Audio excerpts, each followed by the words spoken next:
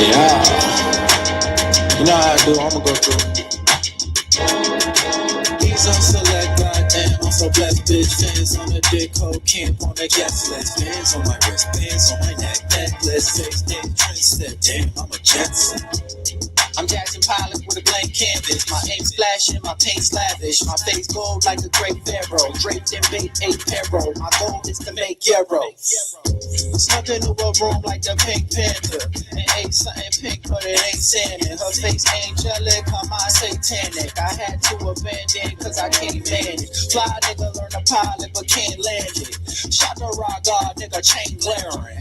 Shot the milk Mitch rockin' 8 terrorists. I'm tryna feel the wind and I make clearing. Fuck a bitch, told her get out, this ain't serious. Call a Uber, click your ear cause this ain't Kansas. A nigga got hits like Hank Aaron. And I done dropped weight but I ain't Jared.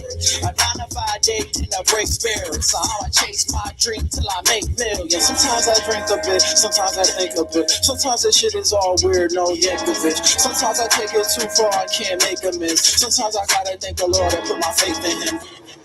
Now I realize that every now and again, some of you women folk, you get hot, you get bothered, and every now and again you get hot and bothered.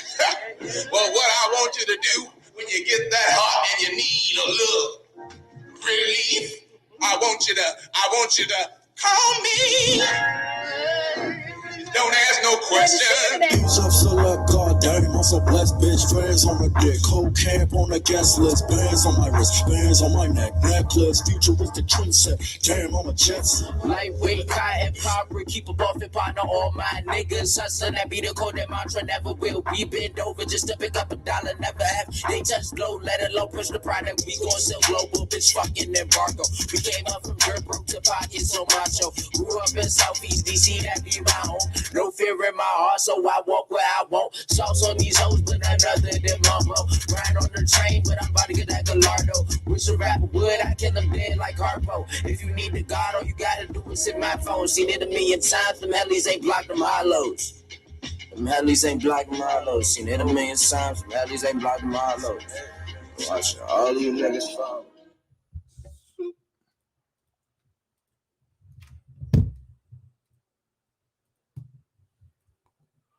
Welcome, ladies and gentlemen, to another magical moon message transit talk.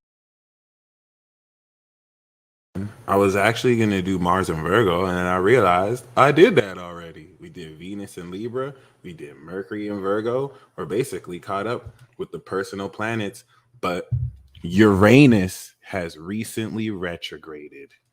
And that, my friend, is definitely a very, very, very, very important transit. Okay. So with that being said, I would actually like to start this off with an intention / prayer. Okay. I fully intend for everyone involved to connect with this message the way that they're meant to, and that there will be no interference with who needs to hear this message, and that we all can gain great enlightenment, clarity, and amazing quality that we can apply moving forward. And so it is. All right. I'm going to promote this live really quick. Apply moving forward. And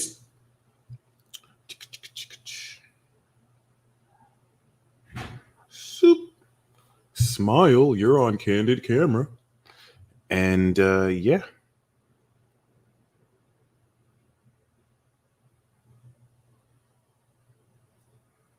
Other than that, we will be talking about the retrograde motion of Uranus in the second decan of Taurus. You.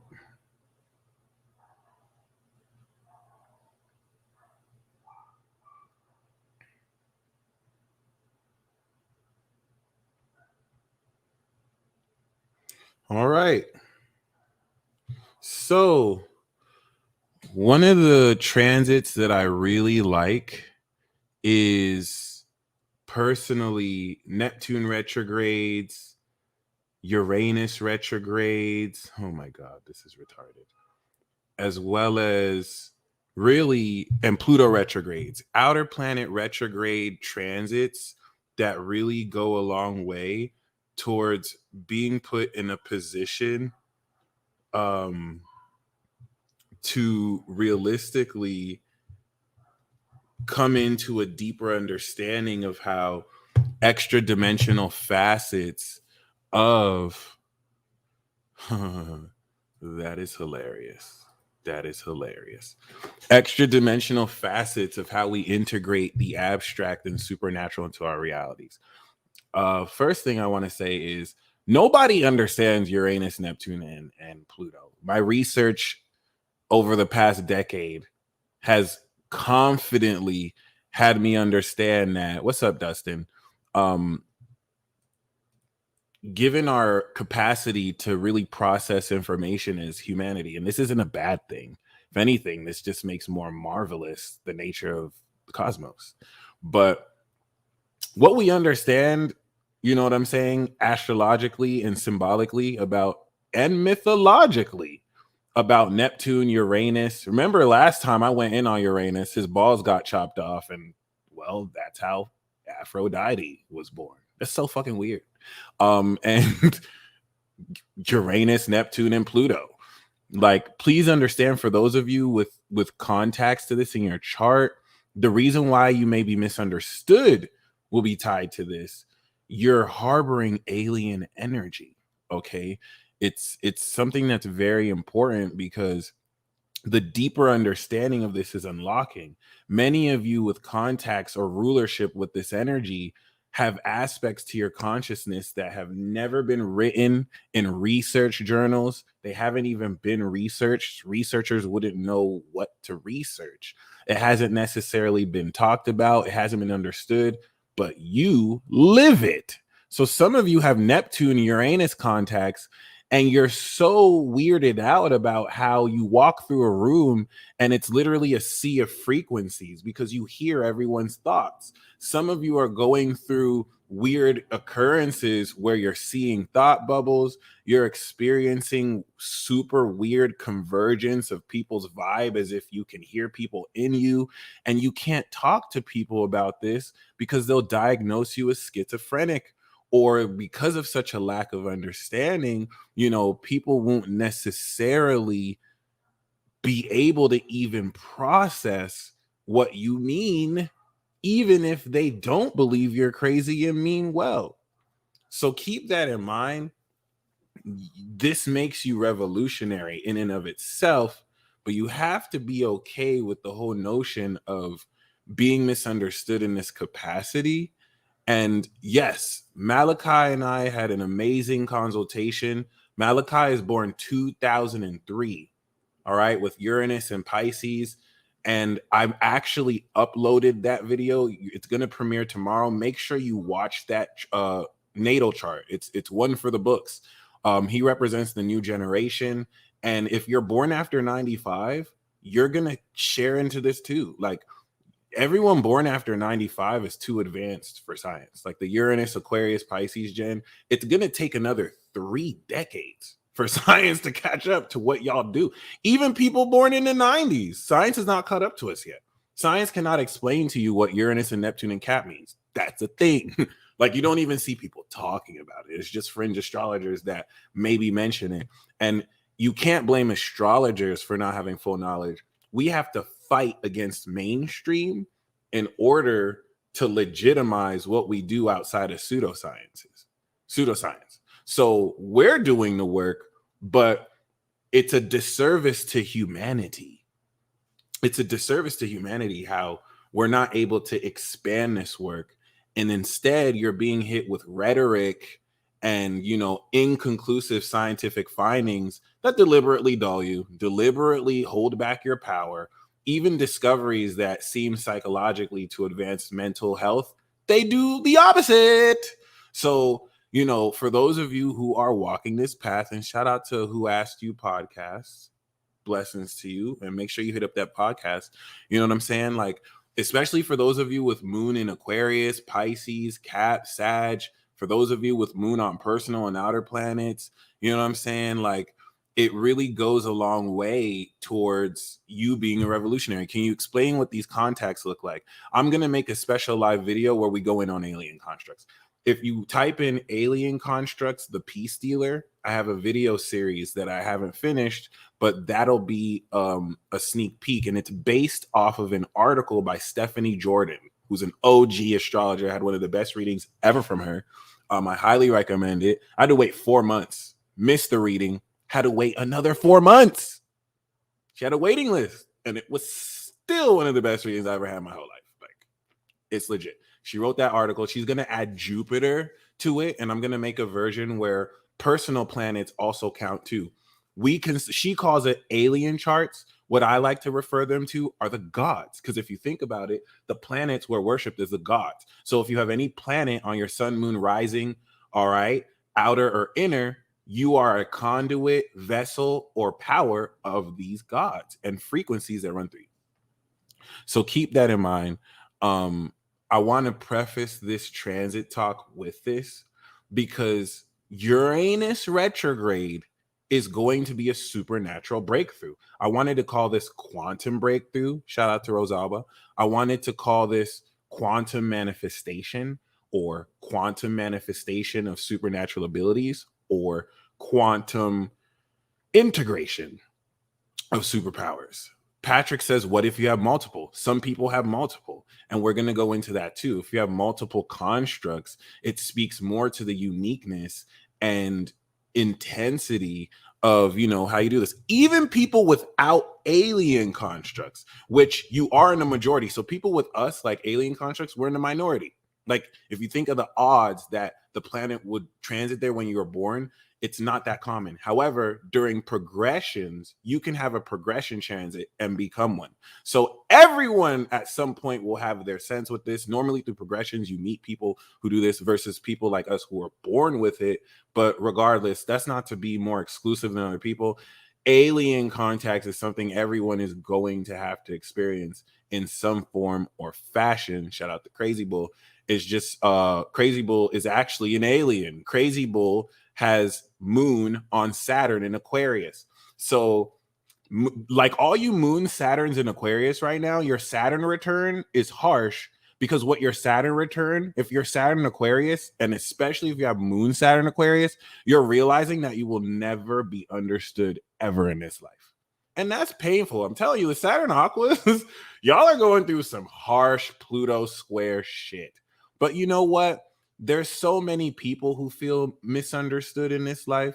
So it's not necessarily, you know, that's gangster, by the way. It's one of the strong, Crazy Bull is one of the strongest souls in all of existence. Like that, I take degrees very seriously. So keep that in mind. Saturn Aqua is hard. You feel me? So like, if you know a Saturn Aqua, give them kudos, even if they're acting like an asshole. Like, you don't know what they're going through. So, and that could apply to like anybody, right? But keep that in mind. So I want to just preface this because Uranus retrograde is going to transit from August 20th, 2021 to January 18th, 2022. That's from 27 degrees Leo to 29 degrees Capricorn. We're going to have a full opposition. All right. It's going to be the end of Leo to the beginning of Aquarius. So think about that. We're going to have a literal 5 to 6 month transit of fully integrating the Leo glow, mastering it in Virgo, bridging it in Libra, transforming it in Scorpio, ascending it in Sagittarius, and directing it in Capricorn. Boom. By the time Uranus goes, like, listen to me. I'm literally transcribing the language of fucking alien gods. Because when the sun leaves Capricorn, think about it. It's going to enter Aquarius. What rules Aquarius? Uranus. So you're telling me that when the sun enters Aquarius, Uranus, its ruler, is going to go direct? Shit like that's not a coincidence. Okay. And so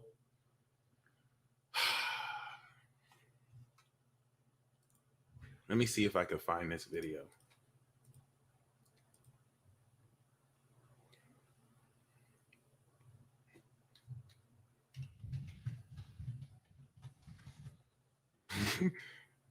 If you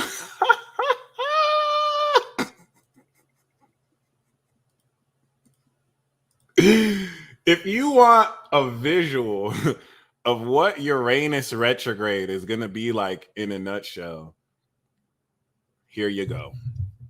Here's your visual of this transit. I promise you, I'm not capping. Like, this is real. You feel me? And you put that motherfucker up. I got it. The last nigga that fucked my head up, that's what he did. That's big, bro. And I ain't trying to disrespect him, but it's little as shit. The nigga got me, cuz he popped that motherfucking leg up.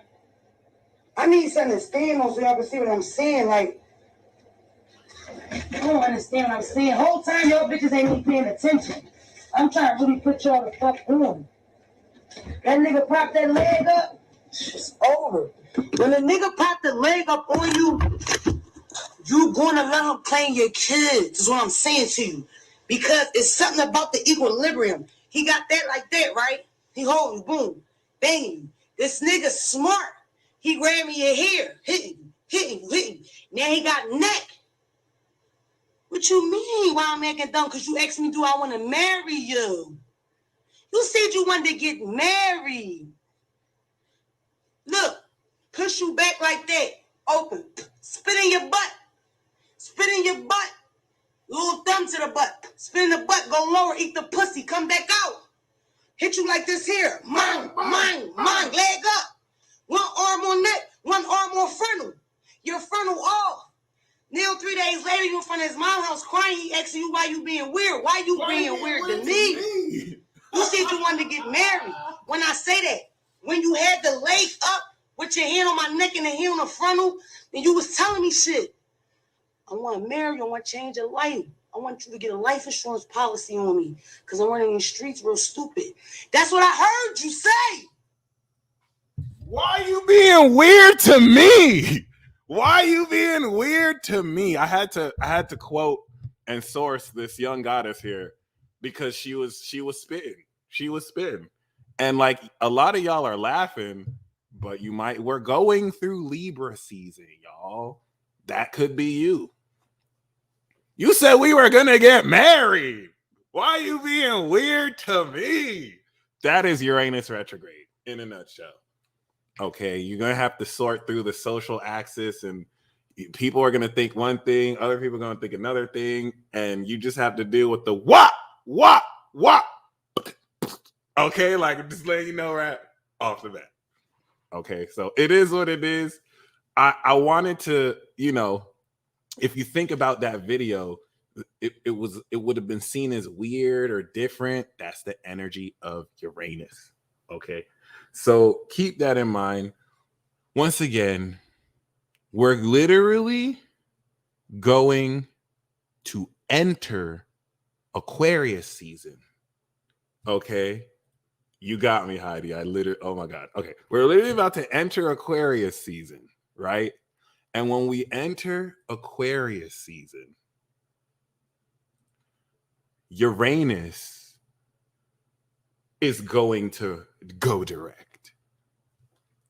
That is super symbolic. So what I'm going to do, okay, is I'm going to break this down completely. I love this question. Astrologically, when will this CV stuff stop? I don't know if you know where you are. This will never end. This will never end. This will never end. The mask mandates may end in another year, But just know you have to take a flu booster shot every year.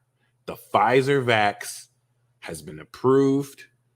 Now niggas have to take a third dose. They got all of you niggas. They have completely and successfully finessed the whole world again. And so here's the thing. You can't wait for this to stop because it never began. Everything that you're seeing happening now is a literal continuation of what's always been happening. All niggas did was hit the reset button and continue to finesse millions and make money off of millions. So please understand, okay, this isn't going back to normal. Like all these people saying, "Oh, just do this and it'll go back to normal." That's a lie. Like everything will. Thank you. Just making sure we're clear. Number 2, the vax is not the mark of the beast. For those of you who are saying that the vax is the mark of the, it's not the mark of the beast. They're going to mark of the beast you 6 times before they mark of the beast you.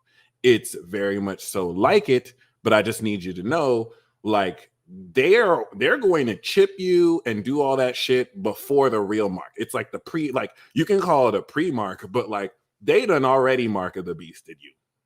You have a social security number, like it's deep. So keep that in mind. I see a lot of people trying to tie it to luciferase and 666. That's a reach. That's a complete reach. You're not going to be able to buy and sell, but please don't get so wrapped up in Bible stories that you're looking for real events to corroborate with doctrine that was canonized by old men. That's a fact. That's a fact. That's a fact. Okay. Even though these stories are based off of a true concept, keep that in mind, because this is a way that people can engineer situations to make you think that something's happening that's really not. Okay. They will chip you, but just know that even if they do the mark, that doesn't make it the mark. It could just be the mark before the mark, before the mark, before the mark. Okay, so keep this in mind. These are all compliance exercises anyway. For those of you who refuse it, this is your revolution.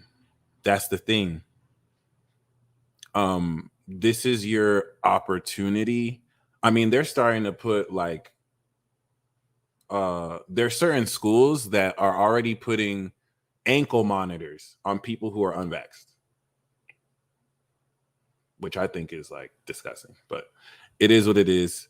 Please know that this is somewhat temporary because it's all an experiment. They have to see this is why I said earlier, if you really want to all you people who are protesting, all you people who are fighting this, I'm going to keep that same energy, just like I kept with the BLM. You people are wasting your time protesting. You people are protesting the people with no conscience. You're protesting the people who already planned this. They're not listening to you. They don't give a fuck about you. If you want to protest, you need to boycott. If you want to protest, all you need to do is boycott. You have to take the long path towards boycotting. And for those of you who think that, I should stick to astrology, you can suck my dick. I will talk about whatever I want to talk about. I will do whatever I want to do. Everything that I'm talking about is aligned with astrology, and I'll share my opinions. But thank you. This is astrology. This is all a part of the apocalypse cycle that I told y'all happened March 21st, 2020. So it is what it is. For those of regardless, and don't attach this to a vax. This is what you want to do, boycott regardless. What's happening right now, okay, is that this is an experimentation. Corporations need to see how much money are they going to lose by enacting this mandate. That's why they're convincing so much people to get it, because once they enforce the mandates, what's going to happen is there's going to be a percentage of people who are not complying, and their financial reports will report that. Think about it. Normally, 100,000 people usually buy airline tickets. Now they have a mandate. 300,000 of those people are not getting tickets because they assumed in this experiment that with the censorship and the coercion, they would be in a position to actually convince 900,000 people. This is why this is the revolution of the individual. You can choose how you vote. They're going to put, deceptive rhetoric out there to make it look like, see, everyone's got it. You're just being left out because blah, blah, blah. Thank you, thank you, thank you. Some restaurants are losing money with this keto unlock. This is very important. This is the most important part of it. There's going to be money lost. And so this is a temporary game to see how long they can draw this before many, like the Fortune 500 companies, may be able to bankroll it. You're not going to see a lot of mom and pop shops do this because they can't afford to lose money. So if they're dealing with the mandate from the state, which they're not, because in Huntington Beach, there's a place you go where you have to prove you're unvaccinated. So you're going to have a revolution of the individual, where you're going to have individuals open up their own businesses to counter this. You're going to have people compete with these corps, and that's the next decade. Now, it can go either way. A bunch of people can get scared and coerced to getting vaccinated, and there'll be enough people to where they're not losing money, so they won't change. What I really believe is going to happen is there's going to be so much people that they didn't expect that don't get it, that they're suffering enough loss. Think Montgomery bus boycott. And they're going to have to kind of recant, be like, hey, we like money more than we like this mandate. Okay, you don't have to have it anymore. So that can easily work if a bunch of people remember their power and be like, oh, is this a man? I'm not going to patronize your store anymore. I'm not going to go there. It is what it is. You're not being that much inconvenienced. If a school, if a grocery store, if an airline, it's really the airlines, right? If an airline is cutting you down, you can find alternative methods. But listen, I am not telling you to not get the vaccine. I'm not saying that at all. My stance is if you want to get vaccinated, you should be able to get vaccinated. If you don't, you shouldn't be mandated or forced with this quasi pseudo-intellectual medical rhetoric that is fucking bullshit. The whole notion that if enough get it, that's a lie. That's a lie. That's a fucking lie. So it is what it is. If you feel, this is a revolution. Nobody ever said it would be easy. If you feel that this is way too intense for you, no one is forcing you not to get this. You should probably get it. If you think that the stress of having to literally now be independent and find different avenues where you go to, okay. I know one person who found a college where they don't enforce the passport. The state of Texas, Governor Abbott signed that enforcing the passport is against freedom. So you can go to Texas. They're not enforcing it there. If you look, you will find. I know someone who got fired from a job, found a better job, and they didn't have to get vaccinated. So, for some people, right, this might be too stressful for you. Then just get vaccinated. Nobody, I'm not one of these fake woke motherfuckers who are like, oh, if you get vaccinated, you're a sheep, you're this. Listen, I have my own opinions. I think a certain way about it, but everyone has their own decisions. People have a complex set of decisions they have to make. It's not as easy as just saying yes or no. There's some people who they can't make a living if they don't go through the conventional route. You have people like me who busted the system. We're like, well, I don't need a job. I don't need to really worry about a job. I can still make a living without this because we did the work spiritually to get ourselves out of dependency of the system. And now look, it's paying off. I don't have to worry about these things as much. I might have to worry about travel, but I don't. This will just motivate me to sprout wings and fly, develop an invisibility cloak, and forego the need for passports. I can just go between countries. And while you think that's weird, I'm literally innovating human consciousness. Happens all the time. Same people that told me that, oh, tarot reading is fake and astrology is fake, don't even know their moon sign. So letting you know, it is always worth it to believe in your potential than what you're told is possible or impossible. It is always worth it.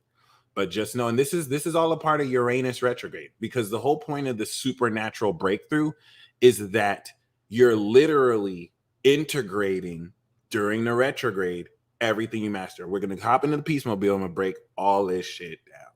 Basically, by January 18th, 2022, what that breakthrough is going to be is the full-on application of supernatural ability in your real life to where you're breaking through, because everything that you did before, now you're replacing it with a set of abilities that are beyond what you could have done before, aka superpowers. And I'm already having people message me, oh my gosh, my powers are awakening. I can lucid dream at will now. I can astral project at will now.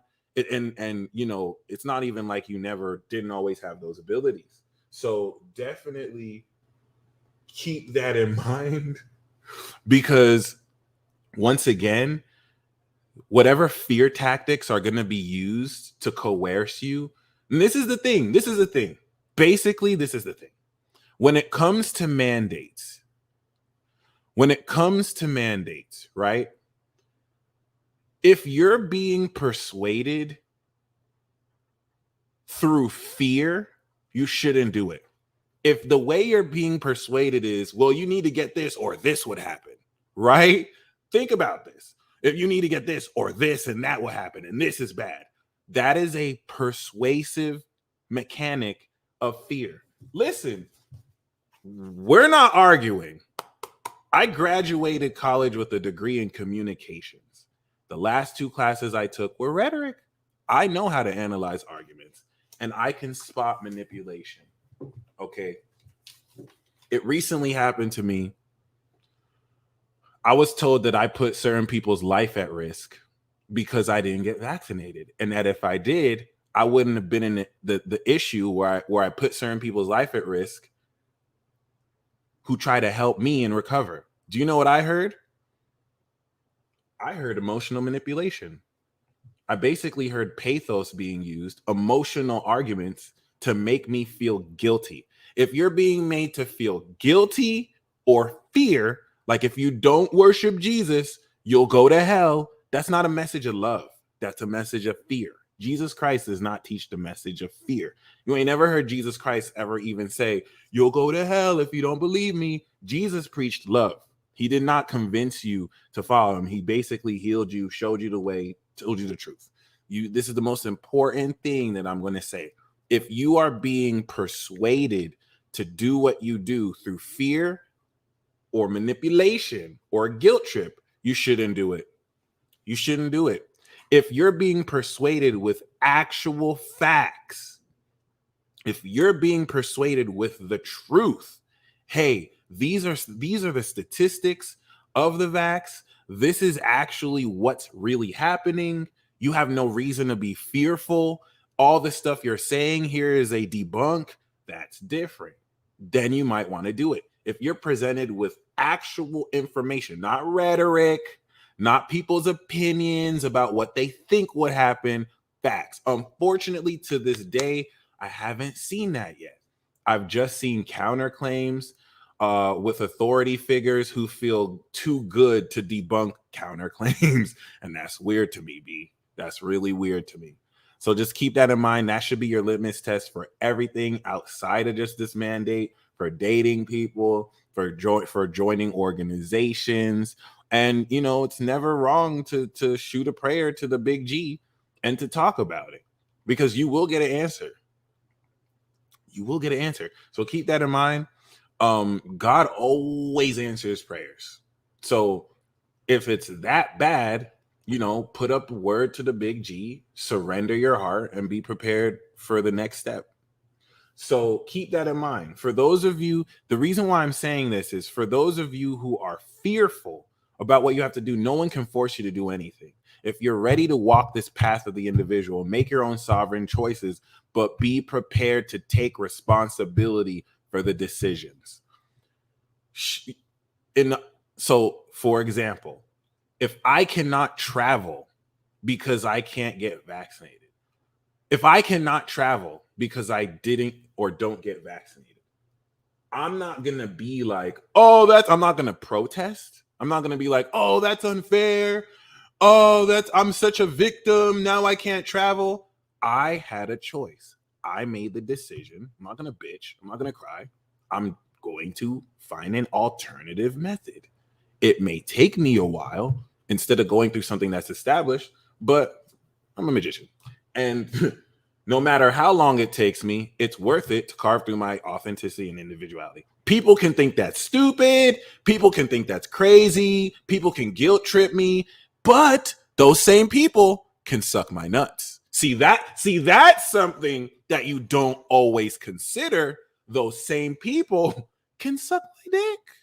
And being that they haven't sucked my dick, I probably shouldn't take what they're saying serious unless they're bringing me facts.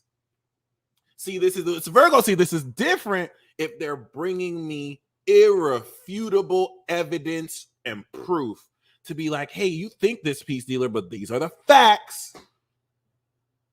If they're not giving me facts, they can suck my dick.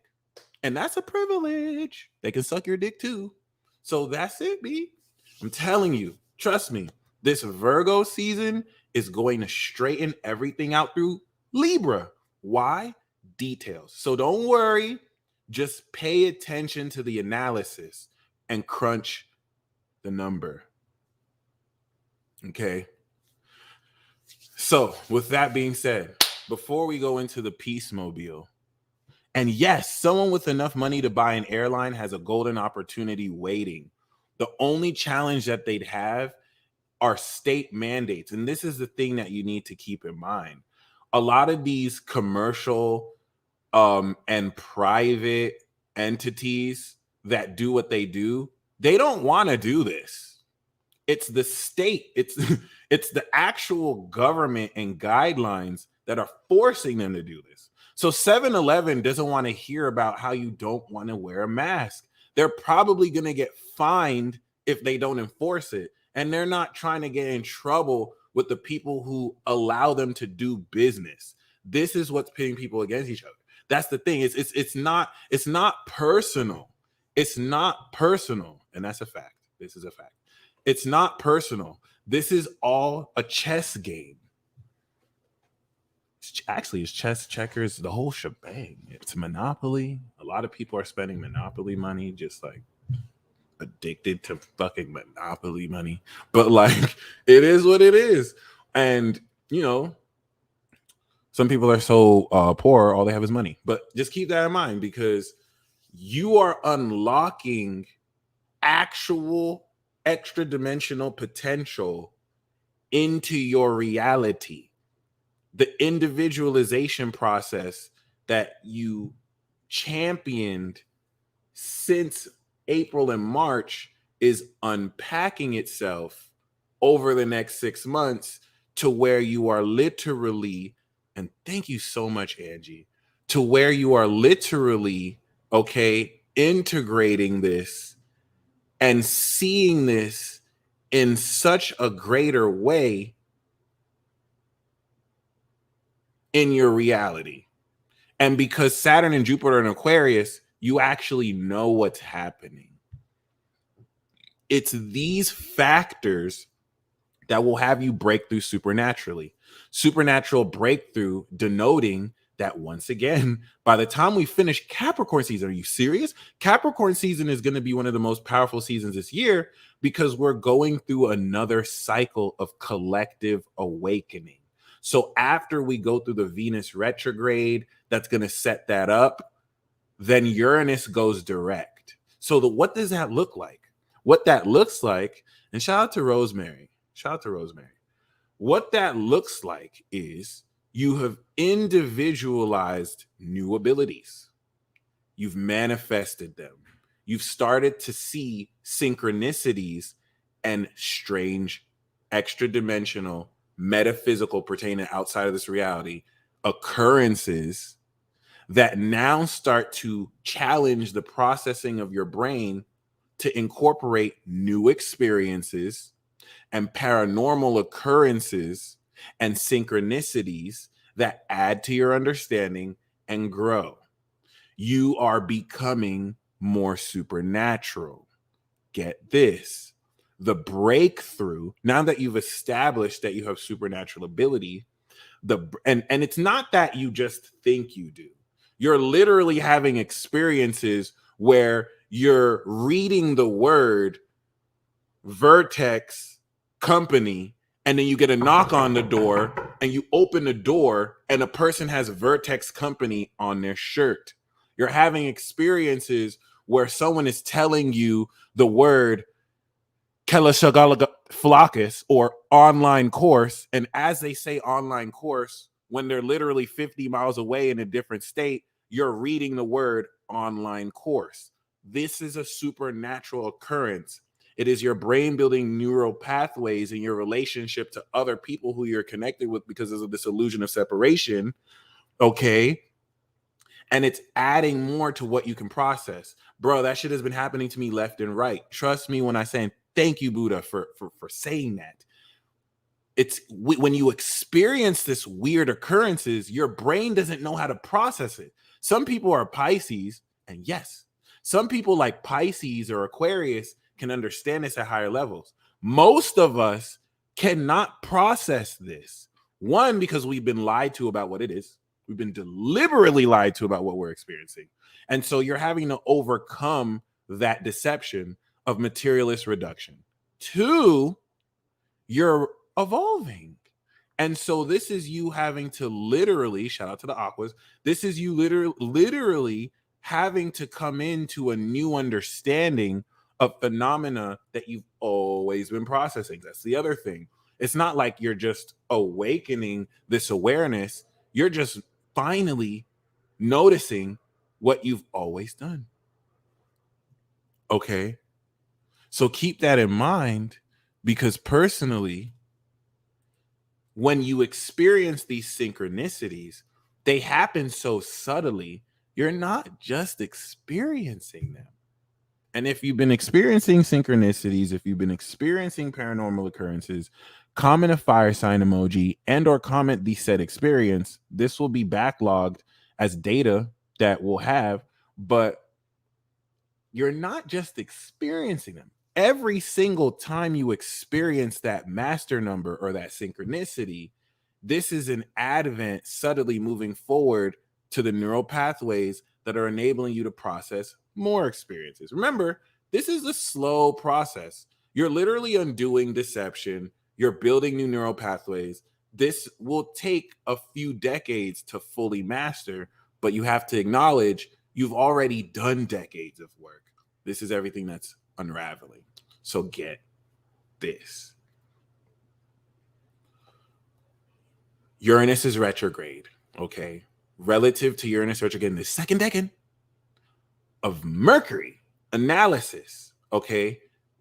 Saturn is in Aquarius for the first time in 30 years. That's a fact. The North Node is getting ready to come out of Gemini. That's a fact. Neptune is in the third decan. These are factors that we haven't experienced before, okay? And so the reason why I'm mentioning this is you are getting ready through Virgo season and Sag season alone. If you notice, Uranus retrograde is incorporating Virgo season and it's going to go through Sag. Virgo season is going to give you a real, critical, analytical, physical change of your experience. After Virgo season, the way you analyze data will not be the same, because you're going to incorporate a supernaturally advanced ability to sense energy, data, information.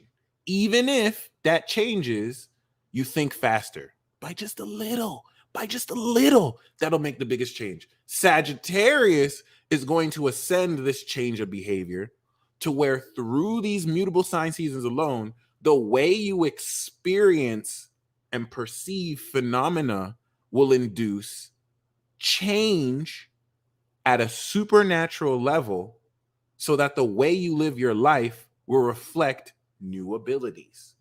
Once again, what does that look like? You have individuated, unpacked, and manifested the ability to read minds. And not to where you hear thoughts, or not to where maybe you say something the same time someone's going to say something, which is an unconscious manifestation of telepathy. No, you have mastered this to where you can sustain at will connecting with people's thoughts. Okay? What Uranus and Taurus retrograde is going to do is like building train tracks, the neural pathways. Once we build that layer of the train, the construction workers are going to go back over what they built. They're going to polish it. They're going to strengthen it, make sure the bolts are down, and they're going to get ready to integrate it so that when it comes back, they can do the next section. That's it. And so your telepathy that you've always had your whole life, but you've begun to integrate and individuate now that you've awakened more, because it's one thing to have an ability. It's another thing to have to go to life experience to awaken you so that you can harness that ability, which is every one of you watching. Some of you have had superpowers since a child, but maybe you needed to develop your consciousness. Maybe you reintegrate, right? Maybe you needed to learn lessons about opening your heart. Maybe you have the ability to connect at a heart level with people and to inspire them to love themselves more. But for 10 years, you had to learn how to open your heart because you build walls. And so, yeah, you had the superpower, but your own habits may not have allowed you, okay, to tap into your abilities. Yes, I got your PayPal. May not have allowed you to tap into your abilities because you haven't developed the lessons yet. That represents the last 2 decades. Saturn that was going through, remember when I said a long time ago that the filler arc was through Saturn and Libra, into Saturn and Cap, and then Saturn went into Cap, bam, we finished filler and we came back into the main arc. Reintegrated people back from years ago, from 2010. They started to come back into your life because we're doing the arc. And yes, I am doing live readings. Yes, Jacqueline, I am doing live readings. And so keep that in mind, because personally, what that has done, now that Saturn is back into the collective arc and affecting the collective, mind you, everything that's happened to everyone around the world didn't happen until Saturn went into Cap. Collective karma. That's how you know it was a collective plan from the get-go. So that being said, this element of integration is taking into account how much you've awakened and grown as an individual, and now unpacking the abilities you've always had. So this is where during the Uranus retrograde, now we're going through the social axis, Leo to Scorpio. We're ascending it collectively, and we're directing it and bringing it all into your character, Capricorn. This is, oh my gosh, I can read minds. I'm going to practice doing this Virgo season. So by the end of Virgo season, I can read minds perfectly. But it's not as simple as reading minds. I have to make mistakes. I have to know, oh, I tapped in too deep. Oh, I heard too many thoughts. Oh, I'm in a room. I have to learn how to read multiple thoughts. Like, you're going through real experiences to tap you into this. Bam, you finish Virgo season. Now it's Libra season. Now that I've mastered reading minds, let me actually work this in a relationship. Let me see how I can utilize my ability to read minds in the context of relationships with other people, because now it's mastered. Now in Libra, I can add a little swagger to it. I'm not making the same mistakes I made when I was practicing in Virgo. Now I can read minds while talking to someone. And now, because I have the mastery, I can push forward my relationships because I know what people are thinking and I know how to talk to them. Now in Scorpio season and Sagittarius season, that's where the breakthrough happens. With the opposition to Uranus retrograde, and then the closing quincunx to Uranus retrograde. This is where I got my degree in UNLV. I'm a rebel forever. This is where now we're not just reading minds. Now I'm using my ability to complete and transform. See, now that I've mastered reading minds, I've read that the person who's in front of me is about to do something damaging to me. Boom. I've stopped them before they've done it. I read their mind. And this is the breakthrough where before you were blocked in doing certain things because you hadn't yet mastered this ability. But now, now you've mastered this ability to a level that's ascended your experience. Now in Capricorn, you're dealing with, okay, how do I bring this ability to the world? What are the rules in Capricorn I'm going to live by? Am I going to read minds with people who are thinking private thoughts? Am I going to make a rule to where I don't invade people's mental privacy? This is where we get into all of that. Because by Libra or Capricorn season, you might meet another mind reader who's like, you're reading that person's mind. That's fucked up. Or you might fuck around and read someone's mind, and then they're like, bitch, are you reading my mind? And you find out they're a telepath too. You might, during Libra season, meet another master telepath and just have telepathic conversation. And now you're building by Aquarius season the community of other people like you, where you belong. Supernatural breakthrough. Now listen, by the time we get into Aquarius, you've broken through with telepathy. I'm using telepathy as an example. You've broken through with mind reading. Now Uranus is direct. So the direct motion is now getting ready to build another neural pathway. Now we're going through the shadow period, and basically as we come back around after the direct, you've broken through. Okay? Not only are you breaking through, now that you've broken through, you're someone who's mastered an ability. Now you're coming back around while Uranus is going direct. And with this mastered ability, you're getting ready to integrate to the next level and learn new skills based on this. So yeah, you're a master telepath, but can you do telekinesis? Can you now do advanced techniques that are linked with reading minds? Can you read the minds of everybody on some Professor X shit? And this is where the respective cycles over the next decade will take these abilities and master them more. But this is important. Why is it now? What is it about now that makes this supernatural breakthrough so much more noticeable than before? Listen, I did not come to play around, because so many people try and play games like this is pseudoscience, and it's like, nope. That's not why I'm here. North Node Aqua, 8 degrees. So here's the thing. Uranus is in Taurus. Chiron is in Aries. The reason why now, remember when I used to say noun? The reason why noun, before y'all called me out, the reason why now you're experiencing that spark of a new sense of your abilities is because Uranus is in Taurus, an individual zodiac sign. Neptune and Saturn are getting ready to go into Aries, an individual zodiac sign. Chiron has completed this cycle and is in Aries, an individual zodiac sign. Even the nodes are coming through individual.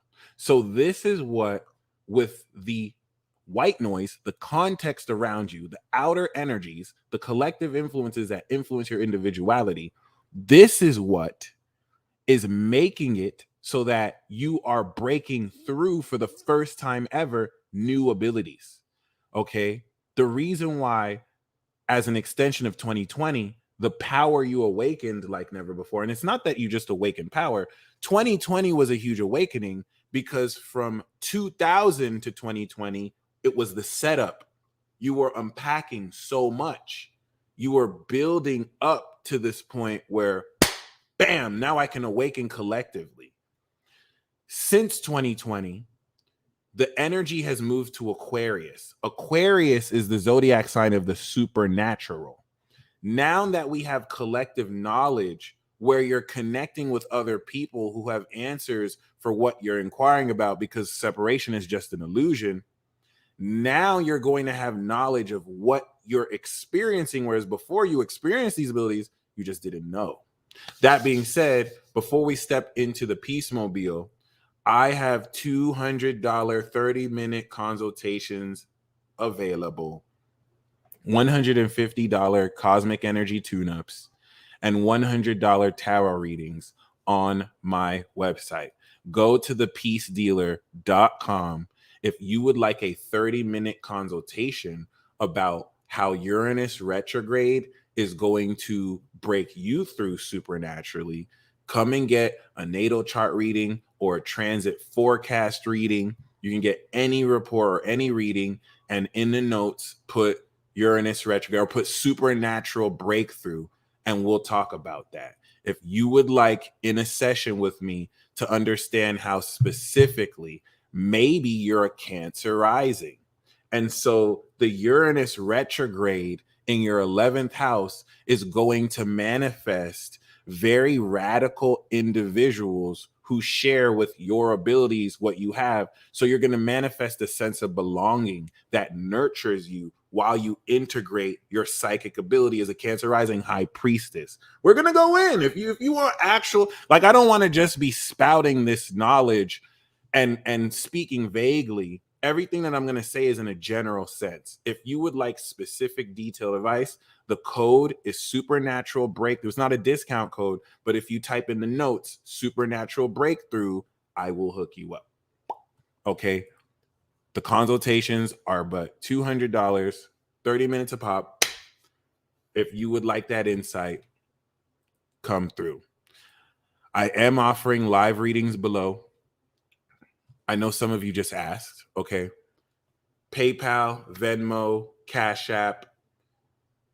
I'm going to do this after I jump into Peace Mobile. Right now, I'm about to jump into the Peace Mobile, and I'm going to give you a transit for transit breakdown of Uranus retrograde.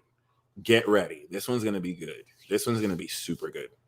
In the meantime, for those of you who'd like a live reading, so far I got a Cash App from Matt.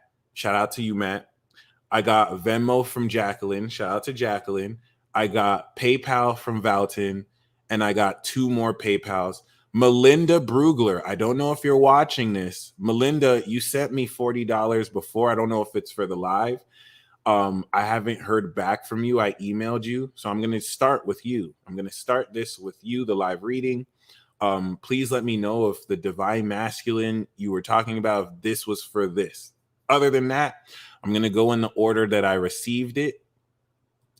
And personally, before I go into the Peace Mobile once again, and Quantum Crumbs, it is a chart reading. The 30-minute reading is a chart reading, or it could just be a consultation where we shoot the shit. It depends on you and what you order. But personally, I just want to make sure we're clear, okay? Do you take food stamps? Metronome, here's the thing. If none of you have money, what you can do is you can just listen to other people's readings, and maybe it'll resonate with you. Maybe it won't. But I always make sure that I do a free reading for everybody. So I'm going to pull a general card for everyone. If you can't afford $20 or $30, that's totally fine. It's not mandatory. Okay. Other than that, personally, here's the thing. I want to address certain things. The experience, the reason why this is the revolution of the individual, the experience, okay? Everyone's going to get a for those of you asking if you can get a general card, what's going to happen is after I finish the live readings, the very last one I'll do after the live readings. So what I'm going to do is I'm going to pull a card for all 12 signs. After I do the final 12th sign, I'm going to pull one general tarot card for everyone. Then I'm going to do the live readings. After I finish doing the live readings, okay, then what I'm going to do is I'm going to pull another general reading, but I'm going to pull an oracle card. So you get a general oracle and a general tarot. But I don't think I got your message. Yeah, I don't think you might want to send it again. Other than that, once again, I highly recommend for those of you who are ready to schedule a live reading with me. And if you use the code Supernatural Breakthrough, we will go in depth into how Uranus retrograde will supernaturally break you through. Okay. And for those of you who want insight into my live readings, go to my YouTube channel. I'm posting the consultations. If you want to hear what a consultation will be like, you can actually watch on YouTube recordings of them. For people who give me permission, because they're fucking awesome, I upload them. And you get to learn about astrology. If you want insight on how to read charts, I literally give it all. It's amazing. So other than that, yes, I feel you. The brokest and the richest. Listen, Uranus and Taurus wants you to realistically tap into this unconventional sense of value. Your value is not determined by the assets and money you have. It's not. It's all intrinsic. It's all intrinsic. You can think of an idea with which you can manifest and it'll make you more money than ever. You have the power inside. So before I step into the Peacemobile and we break down this transit, the first thing I want to remind you is you are revolutionary and your brain is a miracle. You have tapped in to less than 1% of your potential. Don't let any scientist tell you what's impossible. You're here to push the boundaries of what's possible. Period. You have latent energy in your DNA that you can uncover. Period. And so, because you're overcoming what you've been told you can't do, and you're understanding what you can do, the most important thing with this, oh, nice. Yes, okay. My Kyle Adventures, you're first. My Kyle Adventures, you're first. I got your email. Thank you so much. So that being said, the reason why I'm prefacing this like this, I need to share a story. Many of you, and if you, well, I'll say this after, because this represents many of you. Basically, you are not from here. Or even if you're from here, you can fly. You can fly. You can fly. You can fucking fly. Hypothetically speaking, you can fly. Okay. But you've been told your whole life you can't fly. As a child, you've read books. You've rigorously had to do tests that created neural pathways for you to acknowledge and accept that you can't fly. Nope, gravity holds us down at 9.8 meters per second squared. You're just a flesh suit. That's crazy. You need a vehicle to fly. What the hell? And you are taught scientific rhetoric that has showed you you can't fly. Okay? You've been given a subset and system of ideology. You've been shown movies that whenever you see people flying, it's science fiction. It's fantasy. So now your brain compartmentalizes at the deep subconscious level that the only way you can fly is in fantasy. Okay? And then you come into an experience, maybe deep in your heart, you know you can fly, but you don't know how to fly. You haven't been taught how to fly. It's not something that you can just up. You couldn't just up and ride a bicycle. You had to either be on a tricycle, then you had to fall down. Like you had to build and practice the skill. And so, whereas there are actual abilities and skills that go into flying that you could learn, you were never taught. And that's not due to some conspiracy. Maybe we can chalk it up to ignorance. Maybe the people around you just never, maybe it's a unique skill that like not a lot of people know. You don't know. The only reason why you know you can fly is because you accidentally fell off a cliff You full carded it. You didn't want to fall, but you fell. Now you're about to die. And at the very last minute, holy shit, I'm hovering. That shit happened in Naruto, like shit. I can fly. Oh my God. Wow. And now you don't know what you're doing. You're just hovering in the air and you somehow make it down, right? Oh, metronome. That's amazing. You got a card donated to you. Bet. Let's see. So we had 814 is the marker. Got you.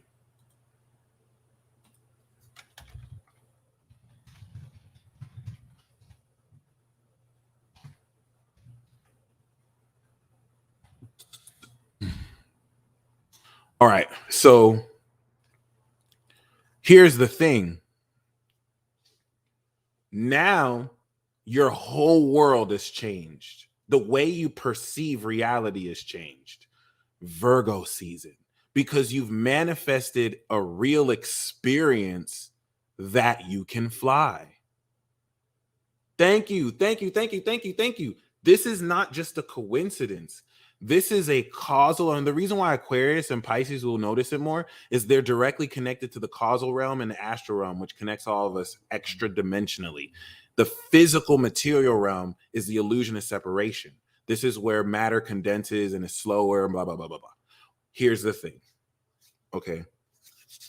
Now, Virgo season has produced a real change. It's not a debate anymore. It's not just an idea. It's not like you got excited Gemini season and you levitated a bit and it's like, did I fly? You almost died and you flied. You proved definitively you could do this. Now it's like, okay, well, I don't know how to fly. Everything that I have known my whole life has told me that I can't fly.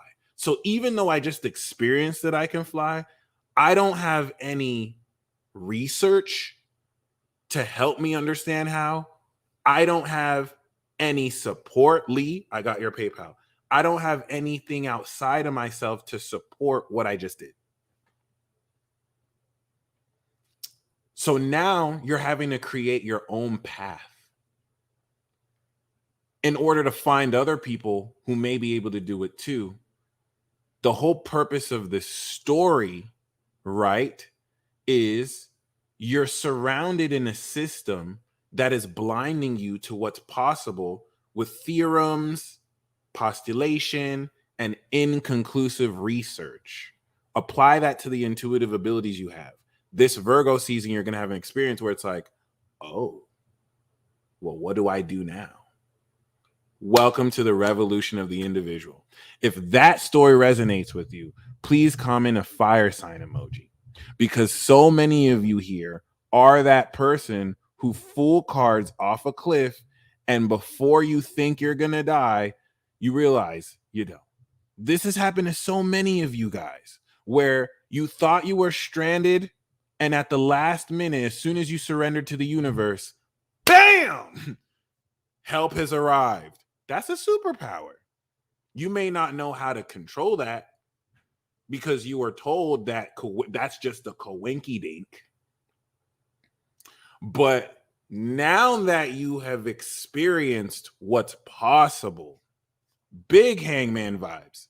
Hangman, shout out to Jacob. Hangman is Odin sacrificing himself on the tree for, I think, rune codes or the Odin force. It's Odin sacrificing himself, or Jesus on the cross, even though it was upside down, so maybe that was Matthew.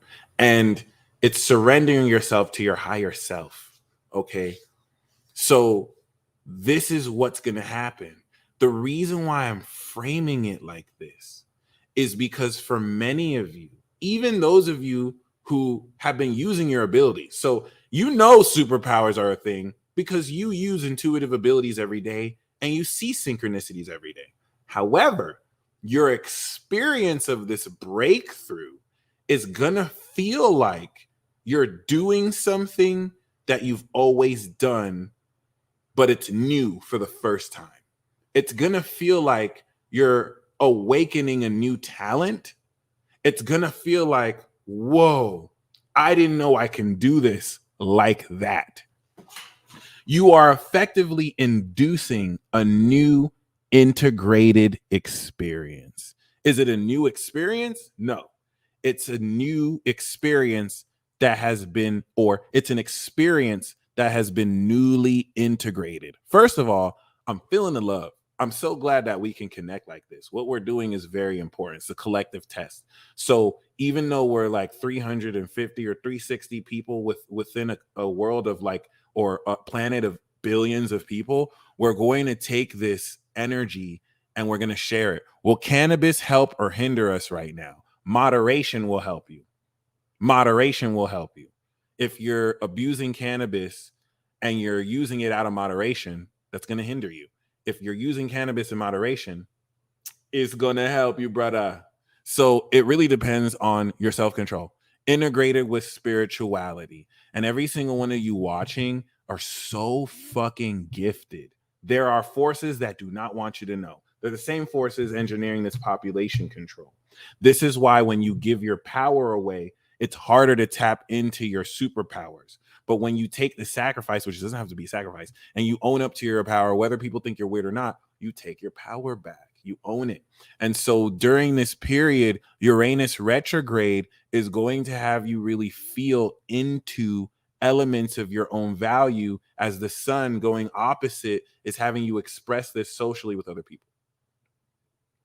Am I breaking this down or am I breaking this down? I really don't want to waste y'all time.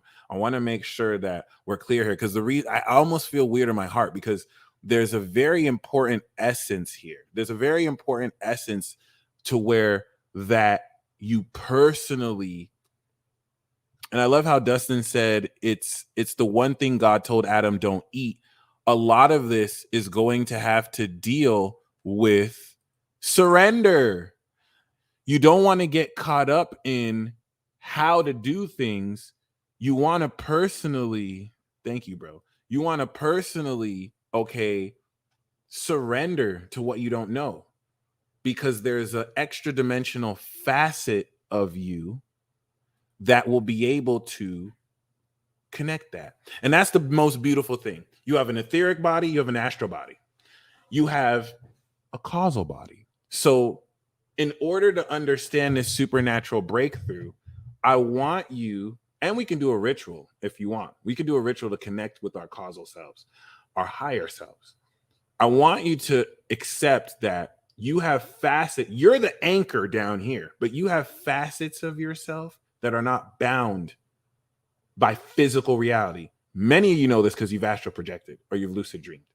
You have aspects of you that interact with your real self here that you can connect with and communicate, your multidimensional personality, that with which you can send energy back and forth. So if you're not aware of what to do here, you can just give it up. I don't know what to do. Damn. All right, I surrender it. 5 minutes later, your best friend calls with exactly what to do. He didn't even know you asked. This is how you experience your extra dimensional self. Okay? You have to surrender to the process and flow. When you know that without a shadow of a doubt, you open yourself up to the possibilities and the expressions of yourself outside of yourself, especially mirrored through other people. And you forgo the need to control. Okay, surrender is a bottom line. So I want to establish that, one, the reason why I want to explain it like this is literally the reason why I want to explain it like this is some people might be a bit confused. Okay, the way you know that you're supernaturally breaking through is that you're going to experience a core change of the way you perceive and live your life, because now you're inducing a new habit into your life. What's up, Mother Goddess? That fundamentally changes how you interact with everyone else and everything in your life. Kind of like telepathy, kind of like finding out on accident you can fly. It's just for everyone, it's not going to be an accident. You've been developing this. Okay. Some of you have been developing this. You're just going to break through. You're gonna hit the weights, and like you've been benching what you've been benching. You've been benching 350. You've been pushing it. Boom! You just hit 400, and that could be your supernatural breakthrough. It really doesn't have to be levitation. It doesn't have to be, you know what I'm saying, telepathy. I'm using extreme examples so that I can stretch your imagination and have you understand, like, this is possible. Fuck what you heard. You've experienced it subconsciously. So I'm not telling you anything that you haven't experienced yourself. It's just something to keep in mind, because like Queendom, we feel a breakthrough coming. Okay.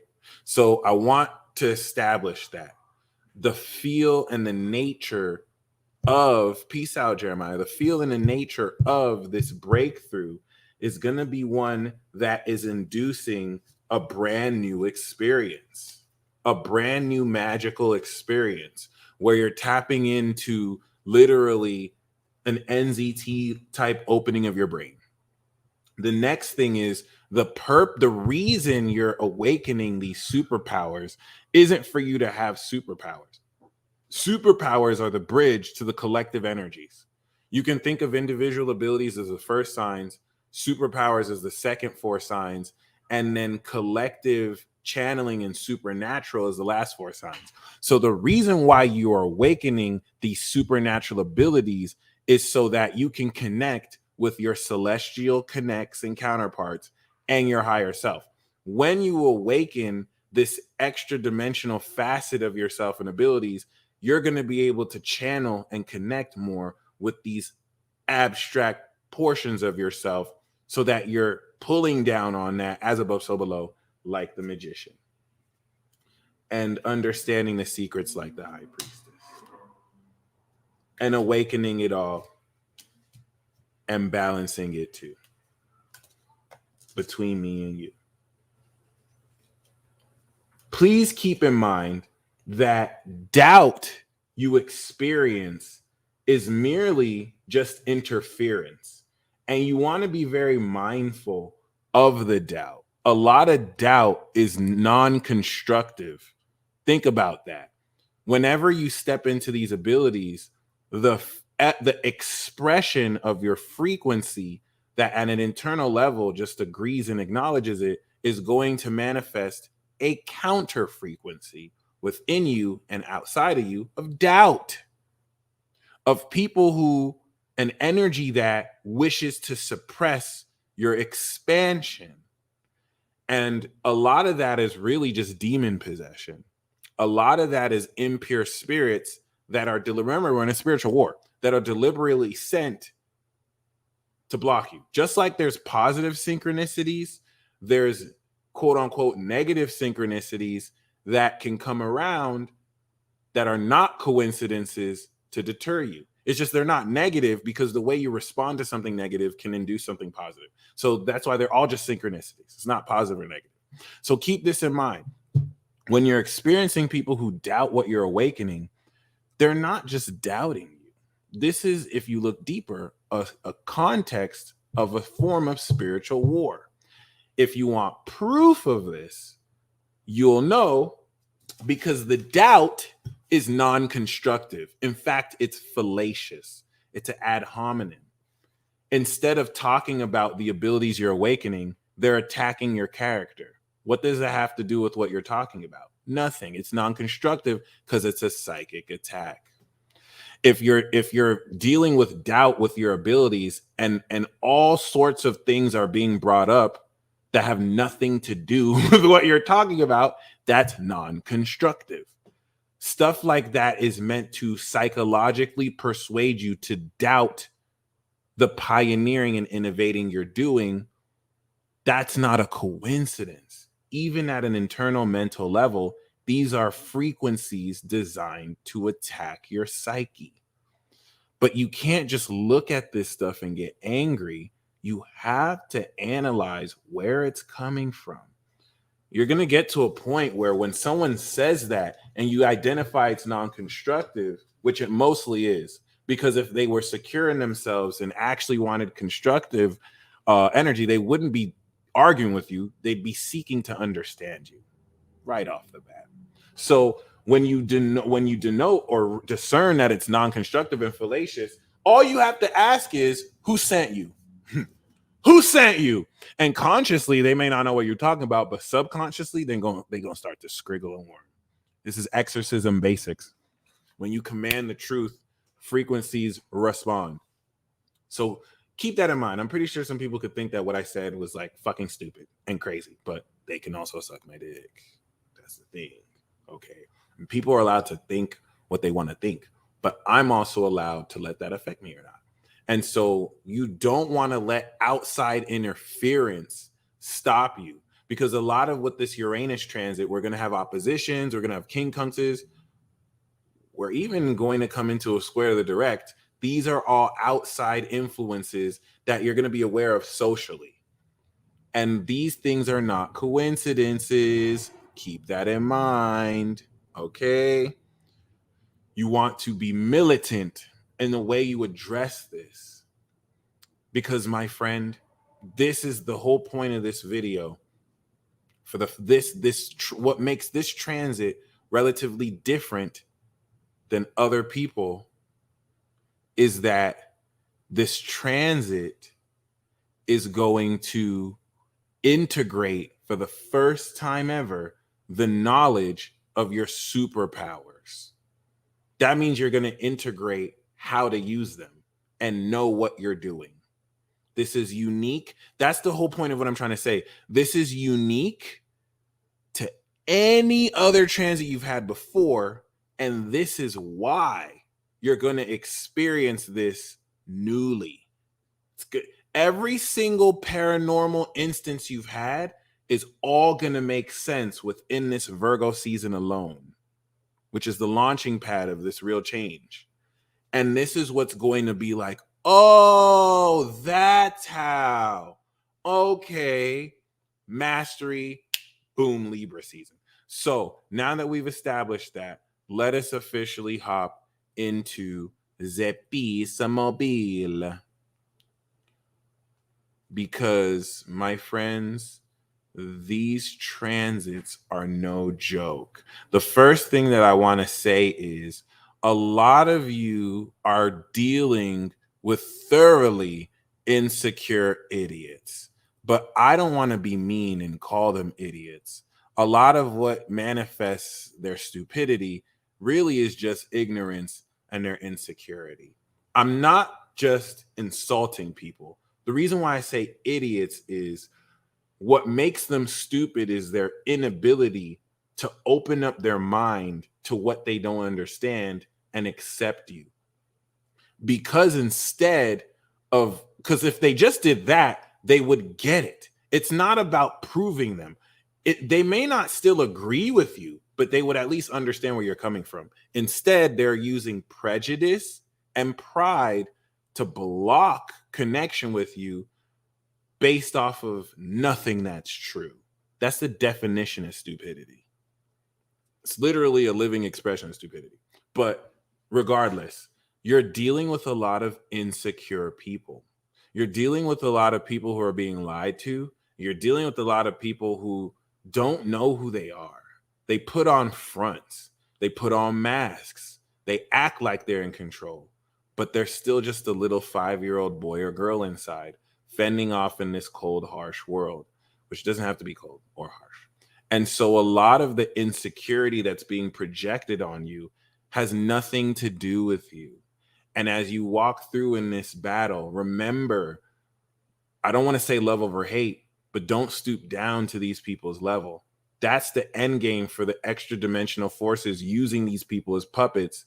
As long as you can get frustrated and lower your vibration, you're more susceptible to depression. You're more susceptible to anger. You're more susceptible to this. You have to be on point. And remember, at all times, you're representing your higher self, the absolute ultimate version of who you are, which is not necessarily perfect. A lot of times we think, oh, I have to be my ultimate self to be perfect. No, you want to be the ultimate version of yourself because that's the base. That's the quintessential nature of who you are. But as you go in and out of that, you can go with the flow. Okay. So other than that, as you can see, the opposition of Jupiter and the sun in Leo is what kicked off this retrograde. Ooh, we can see the 19th here, and then boom, with the full moon, we kicked off this retrograde. This retrograde is representative. Appreciate you, Dustin. Peace out, bro. This retrograde is representative of the full understanding of the karmic knowledge with Saturn, okay, and the evolution of this knowledge with Jupiter. We've completed a long cycle that the sun on Jupiter happened 6 months ago. And so with the completion of this cycle, this represents the energy, the cosmic knowledge and energy of the solar energy you've glowed up. Because in order to induce these real changes, we need energy in order to harness the power that will induce the change. That's cardinal, fixed, mutable rhetoric, and knowledge and truth. Okay. So with that being said, as soon as this finishes, boom, we go into Virgo season.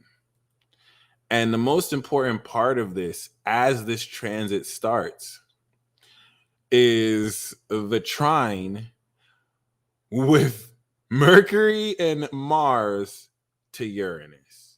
I'm going to break this down. So what we're going to go over is the sun transits to Uranus and the personal planet transits to Uranus. This is why this is important. In a snapshot, what are we going to see? Boom, boom, boom, boom, boom, boom, boom. Direct. What do we notice? Jupiter does not aspect Uranus. Neptune does not aspect Uranus directly. Chiron, North Node, Saturn, on the other hand, So Saturn is the only outer planet, karma, that's going to aspect Uranus. Everything else that aspects Uranus are our minds, our sex organs or desire, our conscious awareness, and our hearts. The sun and the main personal planets. Very important. We're in this transit talk, I'm going to go over the sun's aspect to Uranus with the trine, the quincunx, the opposition, the closing quincunx, and the closing trine. I'm going to go over Mercury and Venus, which is going to let you know how you process everything that you're consciously aware of. And so Saturn, that's going to square this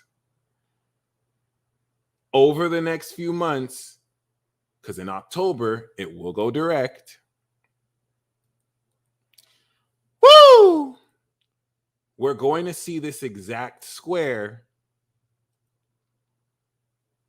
at the end of December, baby. Right before it actually goes direct. Boom. The square that happens exactly right now, the square is in effect. The square is in effect right now. The square is in effect right now. The exactness of the square is going to be, of course, December 25th. Christmas. So in order to understand this, okay, Saturn squaring Uranus is anchoring the collective knowledge that's going to make way for a greater innovation of your individual worth. Collective knowledge, meaning the information and encouragement and confirmation you get from multiple different people. where people unrelated from all around the world are affirming elements of your value that anchors it. The challenge here is what we've been seeing right now. As you can see, they're within 10 degrees. So the way we're experiencing the square is you have collective mandates and then you have individuals rebelling against that. But that square doesn't have to be bad. And listen, there's a frequency war going on. And so you're going to sense more increased insecurity coming from those projecting that insecurity, the more secure you're in yourself. So right now, at a minute frequency level, you're being bombarded with frequencies of doubt, especially as you express your beliefs and what you know to be true.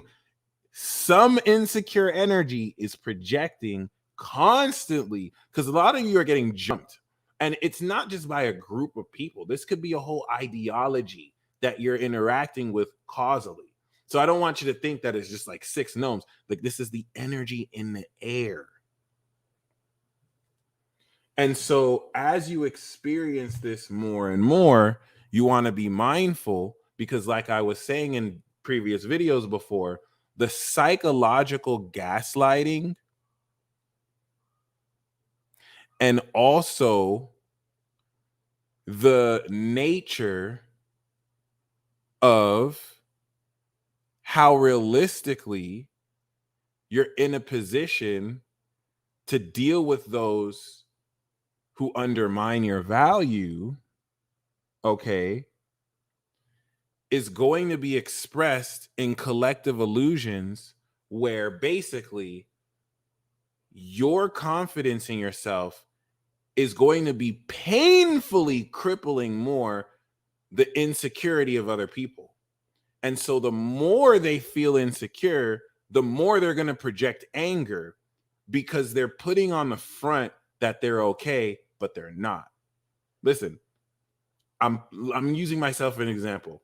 If I'm terrorizing you and I'm putting on this front that, oh, you're weird, you're crazy, and I'm constantly projecting that so that psychologically you can feel less of yourself, the more you feel more of yourself, okay, the more you feel confident in yourself, the more that's going to make me feel insecure because I'm already triggered by your security.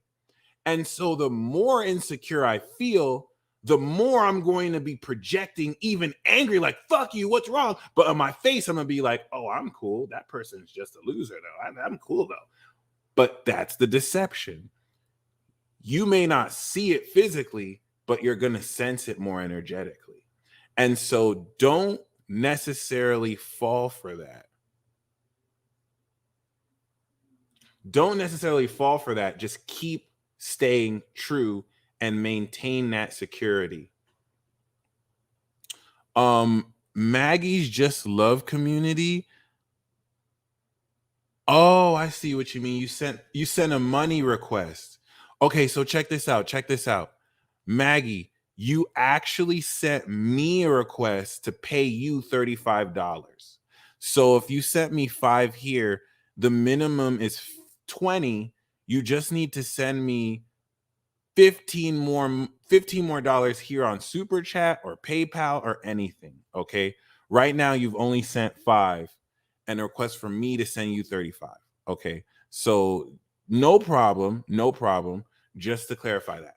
So once again, the reason why this is important is you're going to feel how personally, okay, you're exposing the psychological gaslighting of other people because you're still going to maintain security. And so eventually that person's insecurity is going to blow up and you're going to realize, oh, that's why there's been more pressure because they're reaching the end of their rope. And listen, this is how powerful, like a lot of people around you won't admit that they have deep-seated resentment or anger over you, but it's for no reason. This is why these idiots, this is why these people don't tell you about it. This is why these people aren't secure enough to actually have a heart-to-heart with you, because there's no reason for them to feel that way. Their resentment is based on irrationality. Okay? And personally, like Phoenix Beller, you call them out and they're gonna get upset. Many of you call them out by your actions. You don't even entertain it. This is one of the most important things I can really express, and I'm really glad that it resonates, because personally, as we go through the social axis, Maggie, I got you. Much appreciated. I got you. Oh, okay. Maggie, this is not for a chart reading, though. This is just for a live reading.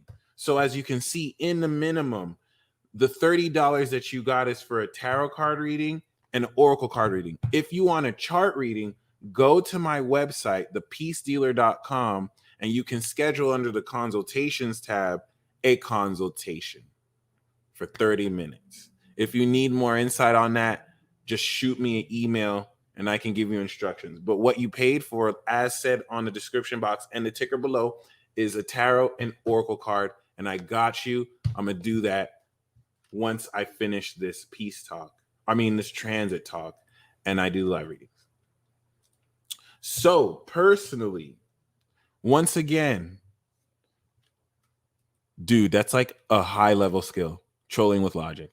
Once again, the reason why this is going to get bigger and bigger is as the sun moves through Virgo, Libra, Scorpio, and Sag, this is your awareness through the social axis. Now that you've individualized your being, you're integrating it with other people socially.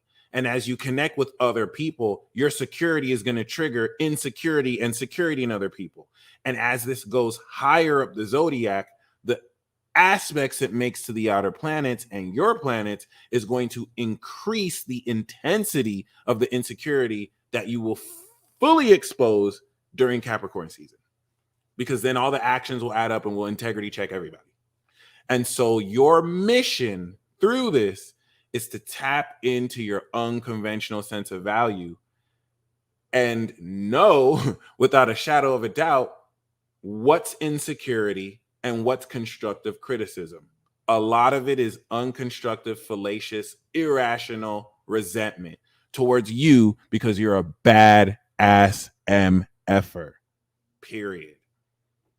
And there's nothing wrong with you being a badass. So Virgo season is going to kick this off. Mars and Mercury is going to trine Uranus. The first thing that I have to say is that the Saturn square to Uranus is going to be the cognitive anchoring with the body. The higher level of Saturn and Aquarius, outside of how we experience this socially, is the mastering in your neural pathways of higher causal level cognitive function that Saturn of the material realm is making real. And so the square to Uranus is anchoring the higher knowledge of your brain to what you can manifest physically. That's the only outer planet. So why is that important? The Sun, Mercury, Mars, and Venus. This is what's going to give you the conscious awareness of your brain processing newly developed supernatural abilities. I hope that makes sense. So the aspects that I show you with these four energies, with the sun and these three personal planets, are going to detail exactly how you're going to be conscious and process what? Its relationship with Uranus retrograde, the manifestation of supernatural abilities. Boom. That being said, once again, if you would like insight into how I break down this transit in your chart, go to my website right now and you can schedule a 30-minute consultation.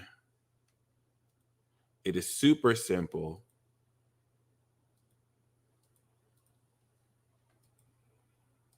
If you go to my website right now and you go to the consultations, you will see I have $200 readings. If you need it within 24 hours, you could pay the original hour price. Boom. You can get the natal chart or the transit forecast. If you select the time here, you'll be able to schedule. You can press the right. If you don't see any more scheduled times, boom. And you can schedule a reading right now. I have recorded reports. If you want tarot reports for just $100 a pop, I will record a 15-minute tarot and or oracle reading. And I got the tune-ups for those of you who are still interested. So please make sure you take advantage. Once again, for those of you who would like detailed analysis of how personally this transit will 100% realistically affect you. And shout out to J-Lo. We had a badass session together recently too. This was very recently. I record the consultations and then I'll email them to you after. That being said, let us step into the Peace Mobile. And so the first thing we're going to look at, okay, we're going to look at the sun's conscious awareness. Okay. The first thing you want to understand is that there's 1, 2, 3, 4, 5 stages to this. The 5 stages that we have here are very important because they're going to denote the 5 stages. I can do like a video talking about it. That's a good question. An actual reading, it would depend on what you're looking for. Great question. Okay. So personally, the 5 stages of this with Virgo is a full-on manifestation. What are you manifesting in Virgo? Okay. The new moon in Virgo, what are the odds? We're going to have an exact trine. This is a huge deal. Opposite Neptune, while Mars trines Pluto retrograde. This is going to be the initial experience, and we're starting a new moon here. So everything stepping into the 6th of September is what is preparing you for September 6th. Right now, you're still manifesting this. For example, the very first day of Virgo season with the moon in Pisces, I connected with the Virgo. She literally brought in the season for me. I didn't have to control that. I didn't have to force that. That was me literally witnessing real magic. Okay? And it taught me a lot because this experience is going to unfold itself based off of work you already did. It's not coming out of nowhere. Hence the complex decisions you make that lead you into the next scenarios you come into. Okay.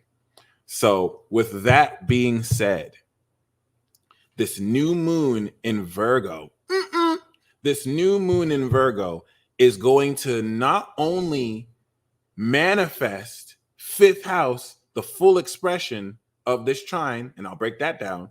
It's going to start a brand new cycle. So you mean to tell me we're starting a brand new lunar cycle in Virgo? What does a brand new moon in Virgo mean? New moon in Virgo means it's a new change in your behavior.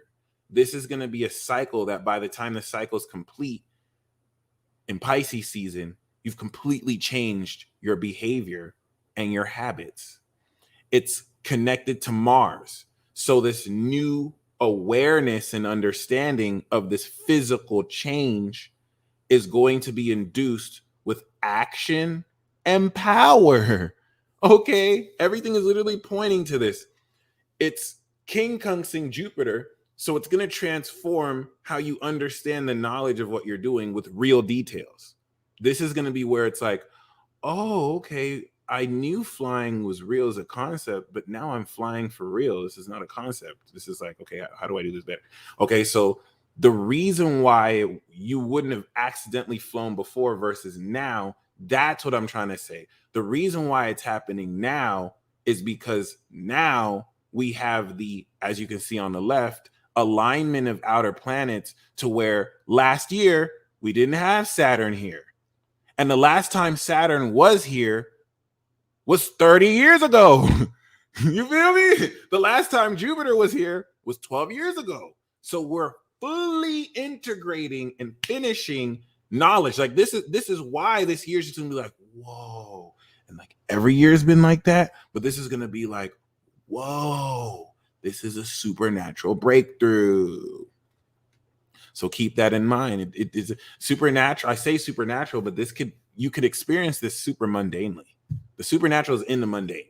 So like you may see minute little changes. You need to look at the small little changes because that's where the magic is. That's where the magic is. Where maybe you used to run like a 10-second 100-meter. Now you run a 9-second 100-meter.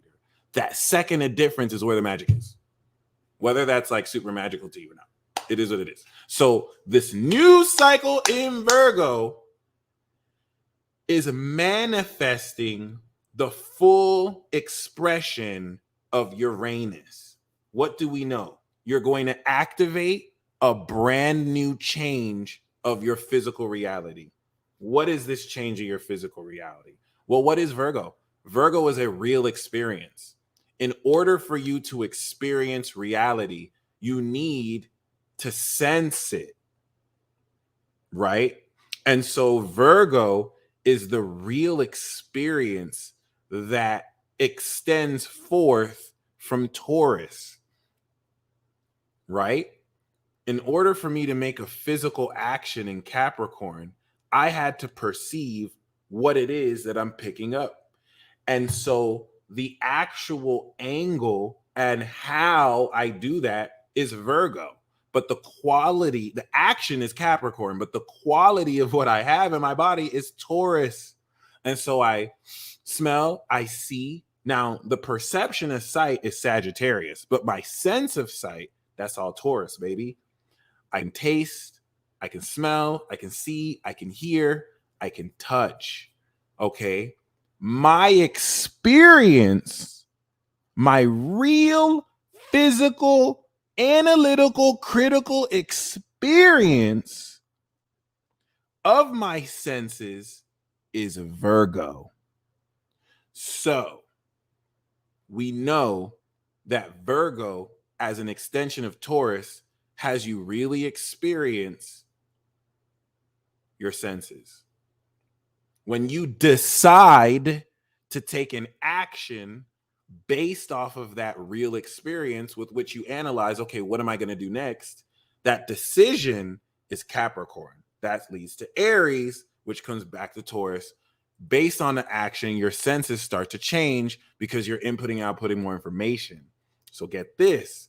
We know that we're going to start this new cycle, but do you know that this not only opposite Neptune, which is going to ground literal metaphysical phenomena. So like if we didn't have the Neptune opposition, you would have the real change. But now Neptune is going to bring into reality your awareness of unseen metaphysical phenomena that you'll probably just feel a vibe of. Virgo now critically makes this real. But the trine, and see, when I talk about Neptune, when I talk about Uranus, people will think it's crazy. What? There's no such thing as the metaphysical. There's no such thing as ghosts, which you'd have to be a literal idiot to believe. But like, oh, there's no such thing as that, even though this is non-constructive criticism. Because if you were to ask them, okay, can you prove it? Just be prepared to laugh. And listen, really listen to the extreme disbelief. Because for someone to disbelieve you so extremely, they need to have receipts, but they don't. It's just how they feel. And you don't need people to waste your time with opinions. Thank you. It's different if they're intellectually breaking down the facts. People will intellectually break down their opinions.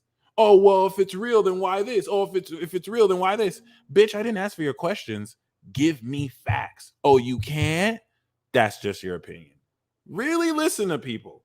Really listen to people. So the trine to 14 degrees Uranus in Taurus. This is it. This is it.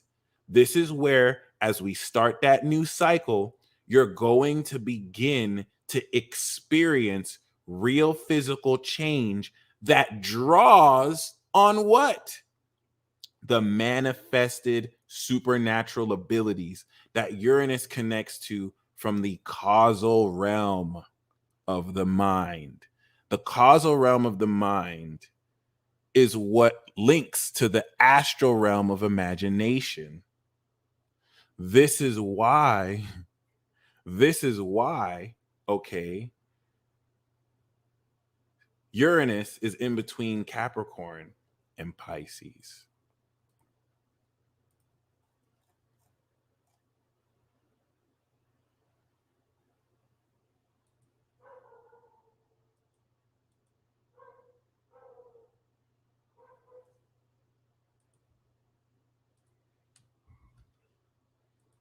Yes. Okay, so keep that in mind, because personally, once again, what this is facilitating here is the launch pad to where you actually begin now to really experience the real change of what? Your abilities. I can't emphasize this enough. This is very, very important. Mainly because the nature of how this is personally tapping you into, okay, the extension of this. If you think Uranus is ninth house to this Virgo energy. So if we think about what Uranus and Taurus is, it's a manifestation of your body. But Uranus is the supernatural element here. And if you think I'm lying, just think of the past few years. There are elements of your body that react strangely or uniquely to the environments around you, and you're branding your identity. Okay, we could look at this at like a more materialistic sense, where Uranus and Aries created the persona. Uranus and Taurus is you now branding that. But listen. Uranus and Taurus is manifesting extra dimensional quality to your body. It's electric. Not only that, and happy birthday, Miss Naima. Not only that, because now, since then, we've had respective cycles. Now that this is coming around to trine in Virgo, based on this unconventional manifestation, you are now starting a new cycle to change your physical reality based on this. That's a fact. Okay. Embrace the weirdness of it, embrace the uniqueness of it, and enjoy the insecurity projected on other people who don't understand it. This is a living testament to your superiority over them. And a lot of people don't like to hear that. You're not better than other people. You're not more superior than other people. Yes, bitch. Yes, bitch. And you don't even have to think you're better than other people. People's actions show it. When someone is being insecure, they are lowering themselves to you. Until they see eye to eye, they return back to be your equals. And a lot of people don't like to hear that, because a lot of people don't really tell the truth. They just tell you what feels good to hear. You're not going to get that from the peace dealer. I came with a sword, period. Literally have a dragon sword. So this is the most important part of this, because this new moon cycle is what's going to kick off the real change that will have you experience your supernatural abilities at a much greater level. I'm talking about even down to Capricorn, and the greatest sign of the Zodiac, trining Mars and Virgo, to fully awaken deeper analysis into how you apply this action. Bet. So once we go into Libra, we have another new moon. And here's the thing. A lot of the narratives And a lot of the negativity that you've been facing, by this point, you're now embarrassing these people. You're embarrassing that rhetoric because now you've manifested real data and change to where it's not a joke anymore. It's not just an idea in Gemini. It's your reality. So Virgo is the full manifestation and expression. You have to understand a lot of this insecurity comes because the people who are projecting it are terrified of you. Mind you, the individualization process comes from Pisces, Aries, Taurus, Gemini, and Cancer. Or you can say from Aries to Leo. Once we get into Virgo, we're socially integrating through Leo. And so, as you can see, as Uranus retrogrades, we're going to see the energy go from Virgo to Libra to Scorpio to Sag. These are the interfacing of the social axis of the zodiac to the individualization of your power. During this period is where you're going to experience attacks to your character, doubt from other people, because you're integrating your individuality in these social positions where you're interfacing, balancing, and bridging yourself with other people. And you don't need to waste time on weak bitches. That's it. Period. Because some of you will. Some of you entertain this when you don't have to. And this is your time to take all your power back, my friend. All your power back. Are you kidding me? So by the time we step into Libra season, Uranus is 8th house. Taurus is 8th house to Libra. This is the initial integration process. Thank you, Warren. By the time we step into Libra season, you are applying the mastery of the real change you have manifested from Leo season. I'm breaking this shit down. And so this initial integration in Libra is going to bring a total transformation of how you bring this power into your relationships. Obviously, your relationships are going to transform because now you can read minds. And so when you bring that mastery of reading minds into Libra, now, shout out to the Geminis.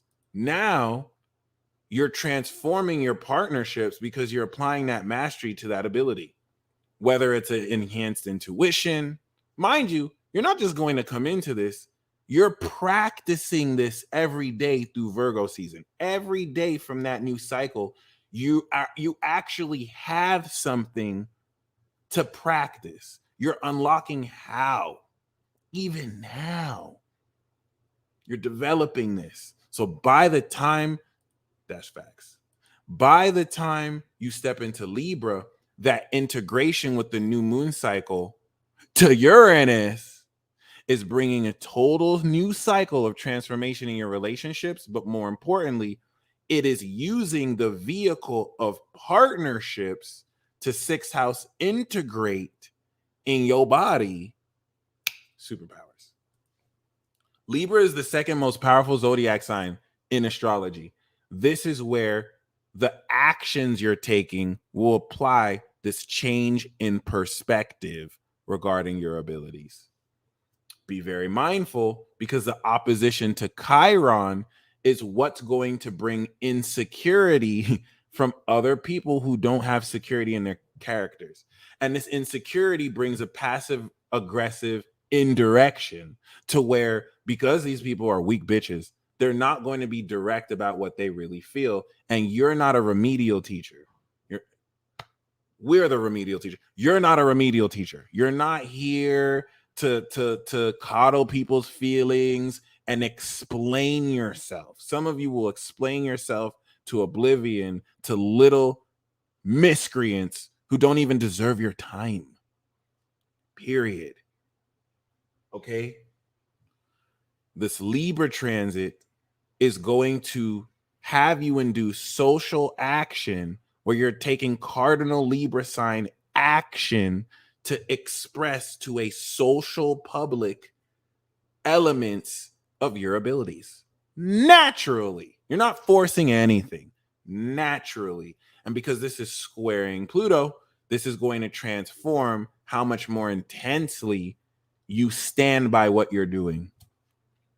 Period.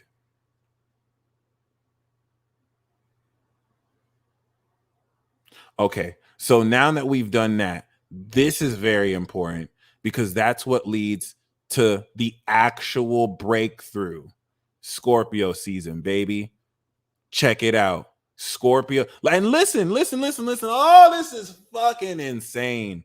Do you think it's a coincidence, guys, that so far for 3 months in a row, we have an exact aspect? Let me run that back. We have an exact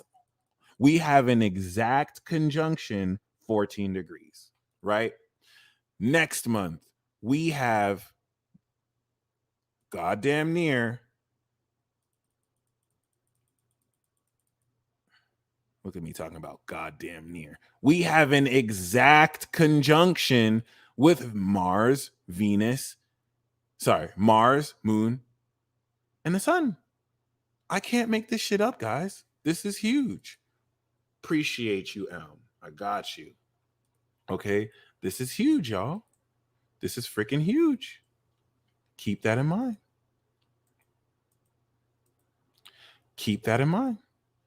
That's not a coincidence. 13 degrees. Okay. 14 degrees, 13 degrees. You're not seeing this astrology anywhere else. I'm not comparing myself to other astrologers. Other astrologers are amazing in their own right. I'm just saying, you're not seeing this astrology anywhere else. You're not seeing anyone break this down like this at all. And if you are, show me. We're in Virgo season. Where are the receipts? Show me who is breaking it down like this. Then we have the 12-degree opposition in Scorpio. Literally. That's crazy. We got the 14-degree trine. We got the 13-degree quincunx. Then we have the 12-degree opposition. Coincidence? I think not. And that's why I'm saying this is going to be a supernatural breakthrough. Okay? Because the breakthrough portion is going to come from the Scorpio opposition and the Sagittarius quincunx. The reason why this is going to be the breakthrough portion is first in Virgo, you're mastering it. This is where you manifest your abilities into your real experience. And if you don't believe me, just wait till September 6th. You're going to experience it for real. Everyone's unique. Everyone's going to have their own unique experience. And it's going to build off of that cycle. Cool. Once we step into Libra, we're integrating this into our social dynamics, the context of actions you take with people, integrating this mastery of talent to where it's going to perfect, because now you're having to make mistakes. Now you're having to actually induce physical, social action to integrate this. And I understand that to some of you, I'm speaking a different language and you don't understand it. That's cool, whatever. By Scorpio season, we have completed this. Wait. What are we completing? Please allow me to show you.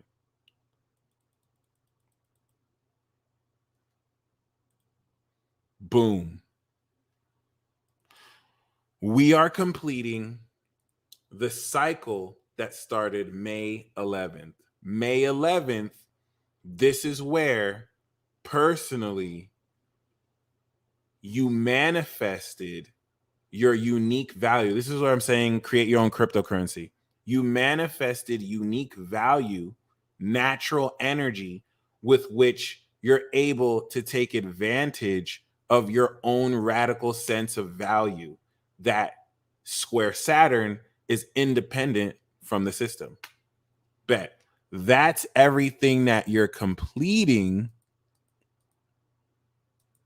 Scorpio season, baby. And so what does that completion look like? Well, now the individual value that you manifested has now been integrated in your relationships. And so the results of those partnerships are having you take that value you've manifested. Now you're transforming the reality around you because you're using that value and you're dealing it with others. You're sharing those resources. But most importantly, you are quintessentially transforming the social dynamics around you because now you've completed this manifestation. Not only have you completed this manifestation, this element of your pure energy is enabling you to fully transform how you apply more intensely and specifically the manifestation of supernatural abilities physically. You're now inducing pure energy to draw on this ability from the deepest place of your core. Keep in mind, this is also initiating a new cycle that by the time it comes back around 6 months from now, you're increasing and layering over how much more value you have. But instead, Jupiter is going to be in Pisces. So whereas now you're gaining a knowledge of this energy, now you're experiencing it transcendently. Now you're taking this beyond. And that's going to be 2022. 2022 is where now that we've established the energy and knowledge of, whoa, I'm breaking through supernaturally. Now Jupiter and Pisces is going to take us beyond. It's going to bring things full circle. It's going to change our whole perception so that when it goes into Aries, we're identifying with ourselves so much different. Because last time Jupiter's in Aries, you didn't break through supernaturally. You didn't know what you could do. Or as Esco calls it, trillionaire mode. Bam. Bet. So with that being said, this is very important because that Scorpio season new moon is going to fully complete the social individual axis to where personally you are directly manifesting the pure nature of these abilities directly with others in relationships. You already integrated it through Libra. And so the quality of that is going to be complete. And this is where, so that's the first part of the breakthrough. The second part of the breakthrough is Scorpio season is going to transform the psychology around how you share this value with other people. But Sagittarius season is going to be the transformation of your perception that's going to break you through seeing how your supernatural abilities have changed your whole world. And this is where, coming into Sag, boom, we have this not exact, but it's 12 degrees. Oh, it's no. Oh, yeah.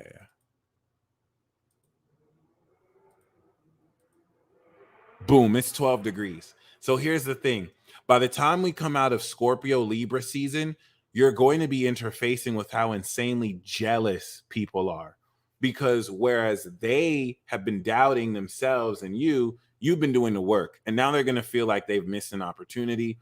Really keep this in mind because you want to note the reflection of other people with this. It's not all going to be negative, by the way. You're going to be dealing with other people who are on your wavelength. You're going to be dealing with other people who might be on your wavelength, but are also mirroring and encouraging what you're doing. It's not all going to be negative. I just have to address the negativity because it's a psychic attack. It's like individually, people may have their own ideas, but collectively, the individuals may not realize that they're following a collective script and they're being used as puppets, period. So the Sagittarius season is the definitive breakthrough. This is 8th house to Uranus. It's squaring Neptune direct. And so the nature of your perception is going to understand the metaphysical unseen dynamics that with Sagittarius, you go and see how everything is connected. Separation is an illusion, and how to break through the ascended awareness of how your supernatural abilities have broken you through in your life.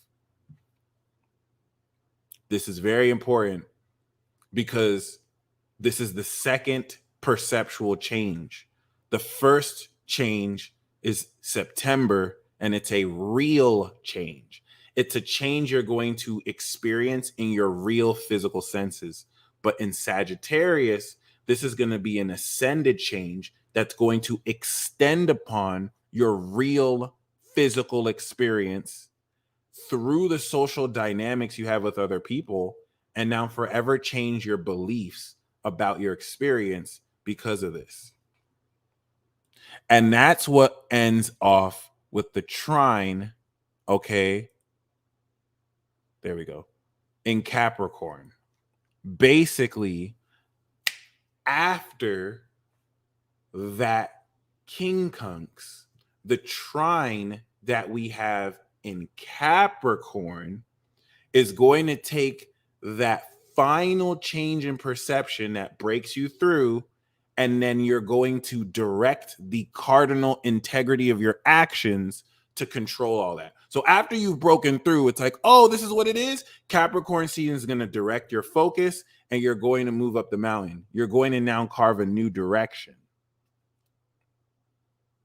Bam, baby. And that trine to Uranus is now going to ground more of a manifestation of your abilities relative to this high collective awareness of how to self-actualize and self-realize your full character based on this. Boom! That's it, son.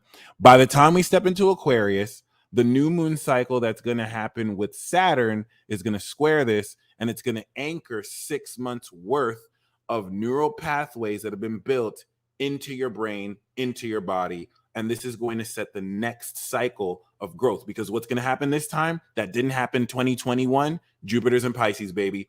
And the North Node is in Taurus. So while the North Node is transiting Uranus, you're going to anchor this manifestation and change into your psyche.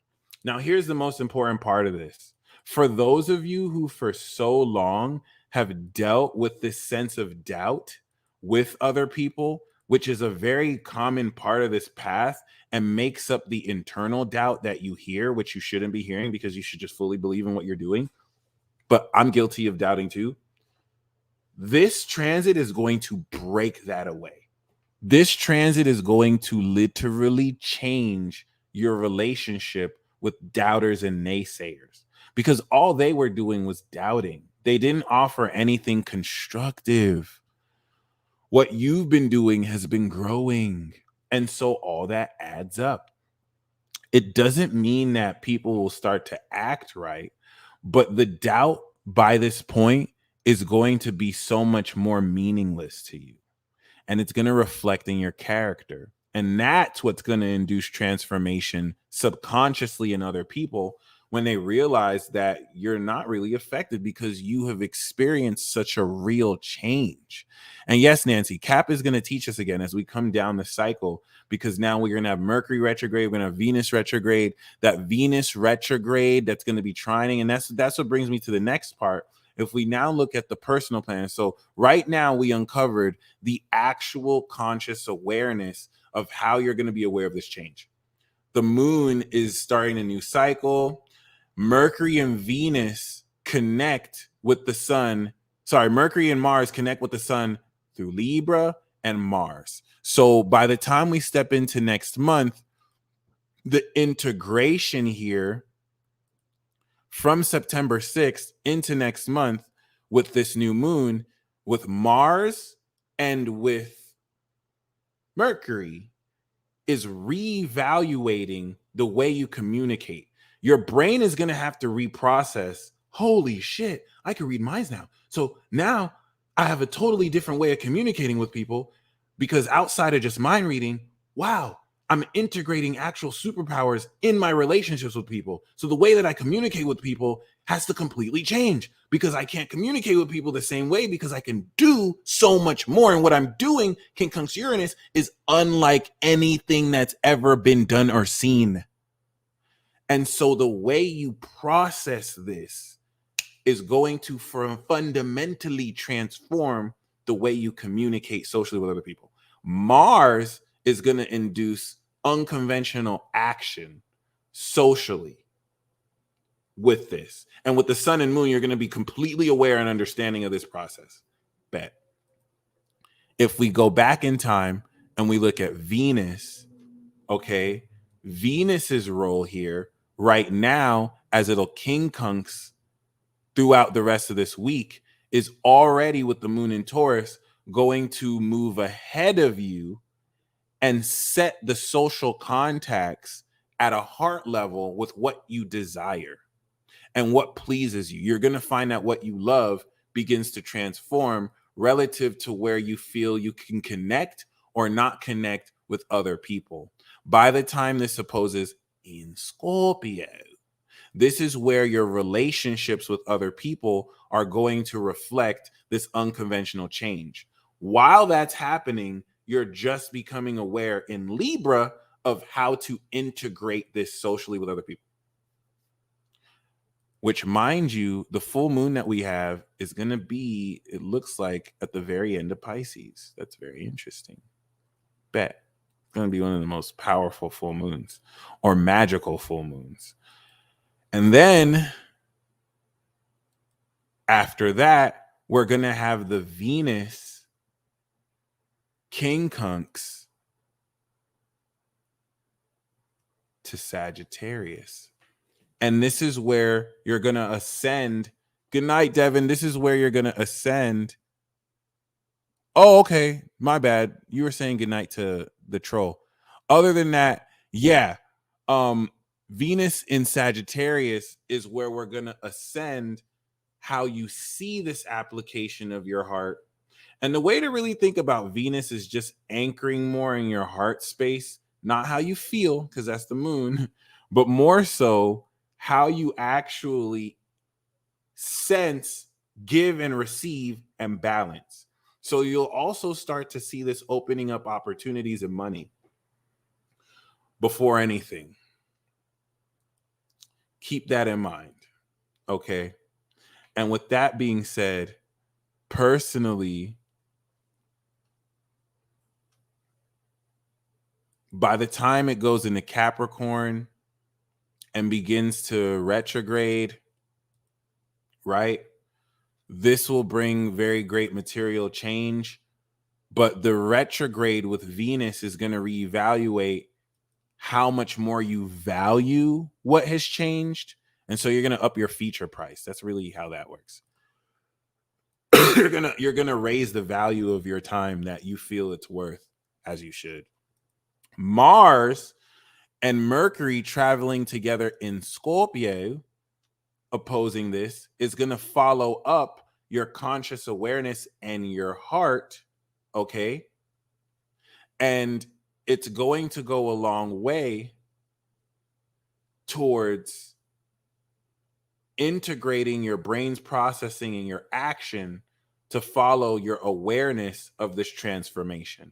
This is where you're going to be aware of the transformation, but when Mars and Venus is there, you're taking action to facilitate what you're processing. Because now at this point, Mercury is going direct after the retrograde. This chat, yo, I swear to God.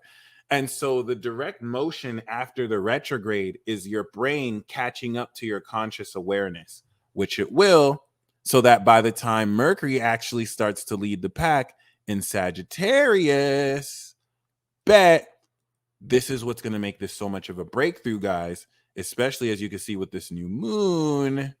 This is where, by this point, you're processing with your brain the ascension of how you're seeing new ways to break through with your abilities. And that's really it in a nutshell. By the time all of this goes into Capricorn, you're constructing more practically how all of this works. And ladies and gentlemen, that is the official breakdown of Uranus in Taurus. Boom, boom, boom, boom. Once again, if you would like a personal, detailed analysis live with me on how this actually takes place in your natal chart, because I just broke down what's going to happen generally. If you want to know how all of this will play out in your houses, go to my website, thepeacedealer.com, and you can schedule a 30-minute consultation with me. If in the notes you write supernatural breakthrough, I got you. So with that being said, I am going to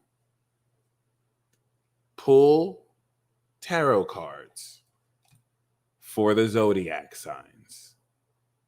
And then I'm going to pull a general card. Okay. And then I'm going to do the live readings. And I'm going to pull a general oracle card for everyone. The cards that I pull for the zodiac signs are for the sun, moon, rising. If you don't have any energy in the sign, you have a house in the sign. And I'm using equal signs, so none of that intercepted house stuff, okay? So with that in mind, thank you, my Hawaii. All right, our consultation was definitely dope. And with that in mind, you want to keep this in mind because this card will be an idea or an understanding of relative to your zodiac sign, or for the live reading, okay, what personally you're in a position, right, to experience, or the lesson of the Uranus retrograde. 29-degree placement. If someone has a 29-degree placement, that means that they're a master. It has nothing to do with the reading, but if they have a 20-degree placement of a planet or a point, that 29-degree placement is mastery. Okay, it is definitive mastery. So other than that, let's get into it. Boom.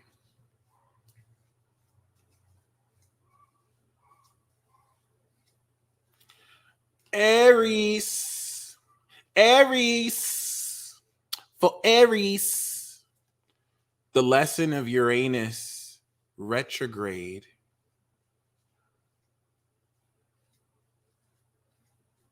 that is hilarious. The message for Uranus retrograde is the Three of Swords. You're manifesting and processing through any heartbreak, but this doesn't have to be betrayal, Aries. I think for you, this is more so sacrifice. And this is you putting yourself in a position to really remove yourself from where your heart isn't valued, but to make the hardcore sacrifices to leave room for what's to come. So I know the Three of Swords looks upsetting, but you need to clear this by the time that Uranus goes direct in your second house, Aries, because if you were to come into this, thank you, Elm. If you were to come into this now, you're dealing with people who, if you manifested all this Uranus energy in your second, that's going to give you a lot of money. You're going to be spending it. Y'all are generous, Aries. You're going to be spending it with people who are going to betray you. So if you uncover that now, and I think they did, if you uncover that now, Aries, then by the time Uranus goes direct, now you know who you can trust and not trust. And you're not going to be playing yourself and sharing your wealth with people who resent you because they're little bitches, okay? And you're the one, Aries. You're the warrior. So keep that in mind. So Taurus, welcome. This Uranus retrograde is going to reevaluate how much genius you're manifesting in your character. So this is going to really clear a lot of the innovation you've made and prepare the next step. Aries be the heartbreaker. That's wild. Boom. Ugh. And yes, F those freeloaders. Much agreed.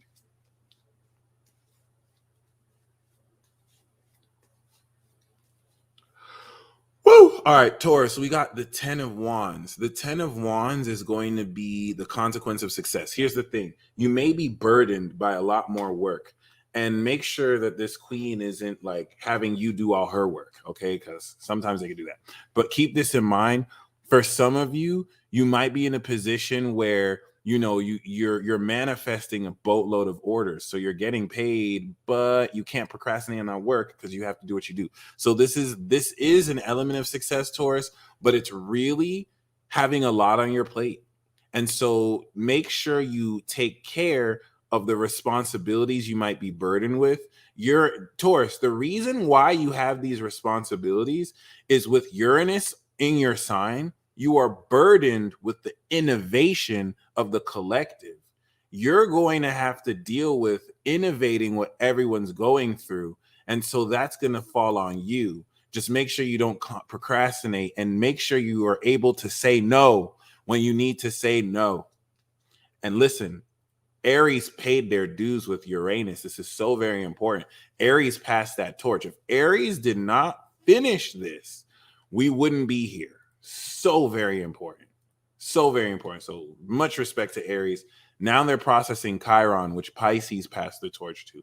So Gemini, Uranus retrograde in your 12th house is going to be reworking your entire subconscious spiritual beliefs, especially about your mind-body connection. So this is going to manifest a much greater respect for your body so you can tap into it.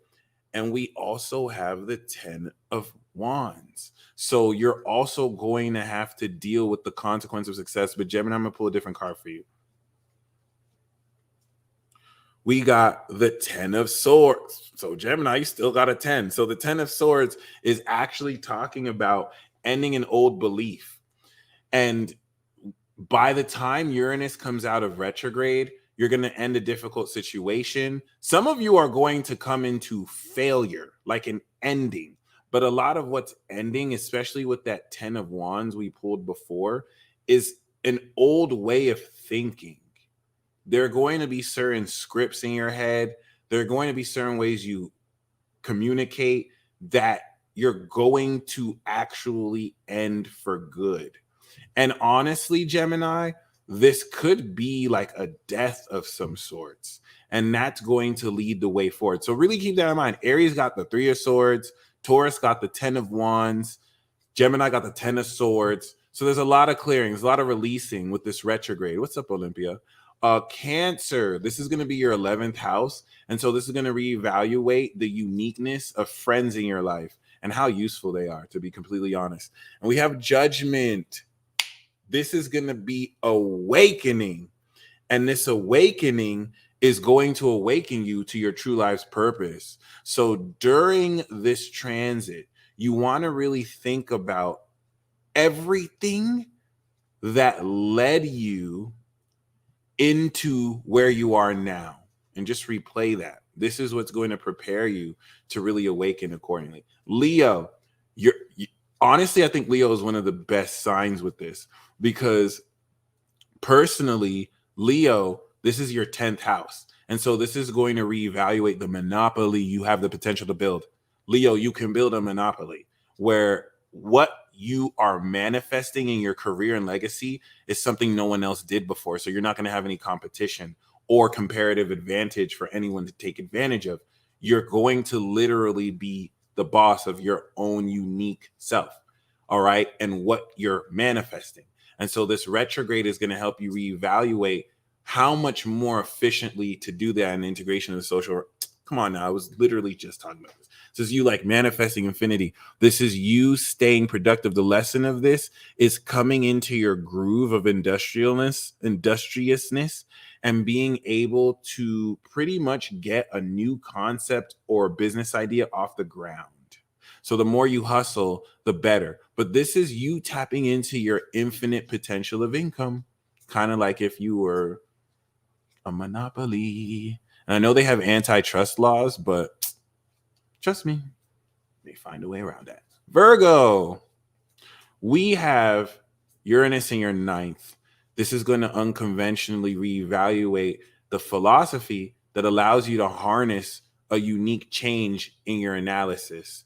And we have the Six of Wands. So the lesson of this is not just believing in yourself. The lesson of this is pushing your luck. Because with the Six of Wands, you're going to come into greater public success.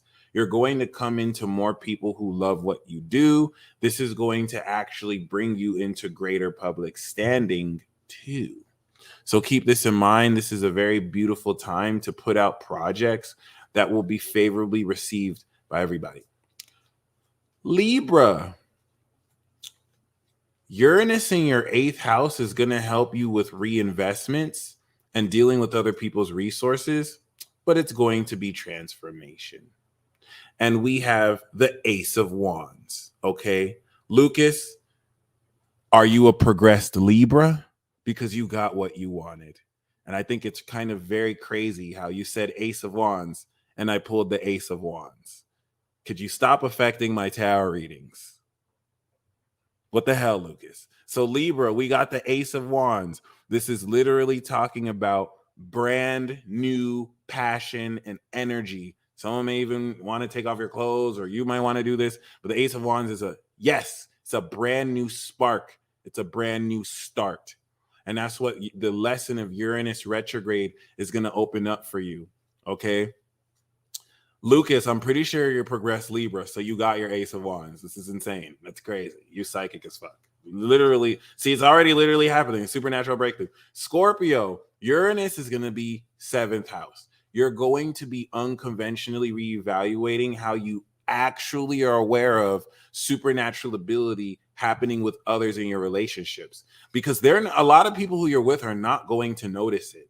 But you will. You're going to notice, like Virgo, the details and psychoanalyze experiences that other people won't notice, but you'll be peeping. And so this is going to manifest a lot of your own abilities with other people. And this is going to make more unconventional and real your relationships with other people and the wealth that you manifest with other people. And we got the Eight of Wands, which is literally releasing blockages. This is literally a breakthrough card. It's confirmation that when we're in Scorpio season, this is going to break through for everybody. And so Scorpio, things are going to be moving very quickly. The lesson of this is that things can go from 0 to 100 real quick. And blockages that you have now, as you come into greater expertise and rise to the top of your field, they're not going to be there anymore. The other thing about this is that you may find that your connections with people rapidly go to shit or go amazing. And it's not really you as much as it is their inability to really handle you and the pure energy with which you're operating with. So be prepared for surprises, be prepared for breakthrough, because you're going to find that things move very quickly over the next few months. Okay. Yes, you can have a progressed rising. It's just the rising progresses slow. For example, I'm progressed 29-degree Gemini rising. I'm about to be a Cancer rising very soon. Sagittarius, this is your 6th house. You're literally going to be experimenting with manifesting your thoughts out of thin air. This is going to radically alter how you manifest your lifestyle, and everyone's leveling up. We have you sailing away from psychological maladies. You're stepping into a positive future, and you're problem solving, Sagittarius. You're taking the past experience and miscommunication, and you're finding ways to move towards more stability.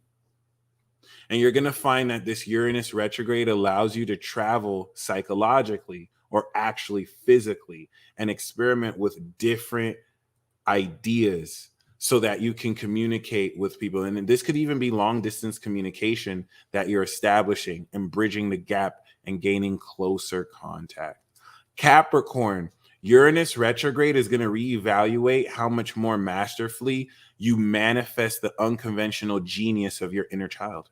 And this is going to really flesh out more of utilizing your supernatural abilities and your talents. So we have reinvention. The Page of Pentacles is going to reinvent how you make money. And it's also going, yeah, you just might be. And it's also going to reinvent how you exercise, work out, and work your physical energy.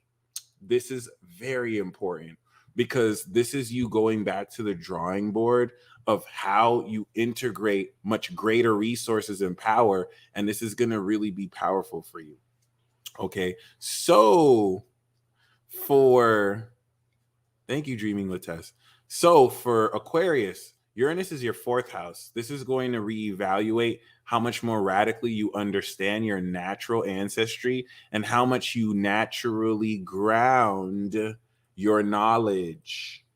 This is going to really help you to come up with unconventional ways of grounding more abstract concepts. Because Aquarius, a lot of people don't know that you come into the knowledge first. Like Aquarius is that one sign that gets it before anyone else gets it.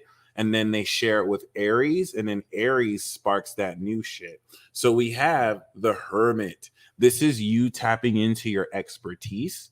This is you realizing, you know what? Fuck everyone else's opinion. I actually know what I'm talking about. And this is you coming into a much deeper sense of autonomy, because you're going to perfect a lot of what you're doing, and you're going to follow that inner light so that you can guide others accordingly. And finally, Pisces, Uranus retrograding is going to reevaluate this natural sense of telepathy. And remember, the 3rd house is your skill and abilities. So it's going to be you literally reevaluating the manifestation of your supernatural abilities through the causal realm. And we got the 10 of Swords, similar to Gemini. And this is not a coincidence. Gemini has it in the 12th house. Pisces, you have it in the 3rd house. I'm going to pull a different card for you. The way you think about your abilities are over, because you're going to be killing an old way of it. It's going to be replaced with a new one. The 2 dual signs got the 10 of Swords. So an end of a difficult way of thinking or mental issues is over. Okay. And it's going to be replaced with a new way to think. We have the 5 of Wands, which is asking you to practice your abilities through stepping into competitive situations, as well as also being in a position to realistically challenge yourself by clashing your attitude with other people's attitudes.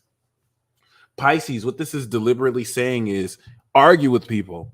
Literally clash your attitude and your mindset with other people's mindsets, and you're just going to see how much more you understand than other people. Not that you have to compare yourself to them, but it will be revealing. And so finally, okay, we're going to do a general card for everybody. And I'm going to do the general oracle card now. So for those of you who maybe cannot afford a live reading or don't want to buy a live reading, cool. I'm going to pull a general card for everybody right now.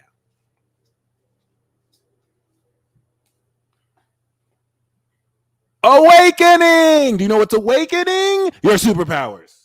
Thank you. I ain't come to play with y'all. I didn't come to play with y'all. Okay? See it. Straight off the bat. Judgment, baby. You are aligning. The lesson of this, by the time Uranus retrograde is over, you have been aligned with your highest purpose. It's clear. Literally, we're going to end this with the sun right next to Pluto. It's a fact. And we have this with, oh my God, son! Do you think this is a game? Do you think this is a game? Do you think this is a game, son? Did I pull the 2 awakening cards for no reason?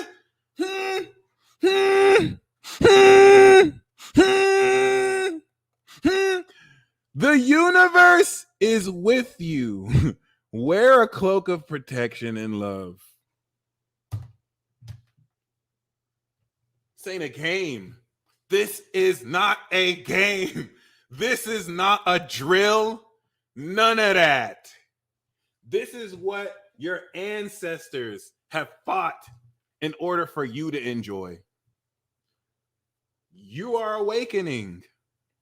You are definitively awakening. Venus is literally going to retrograde on Pluto Sun's going to go over Pluto before Uranus goes direct. This is it. This is it.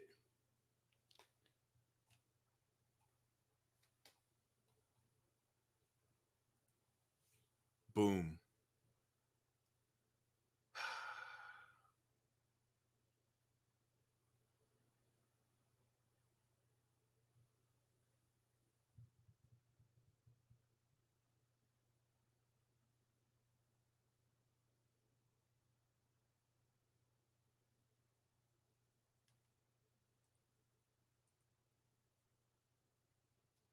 Do you want to know? Do you want an example of what?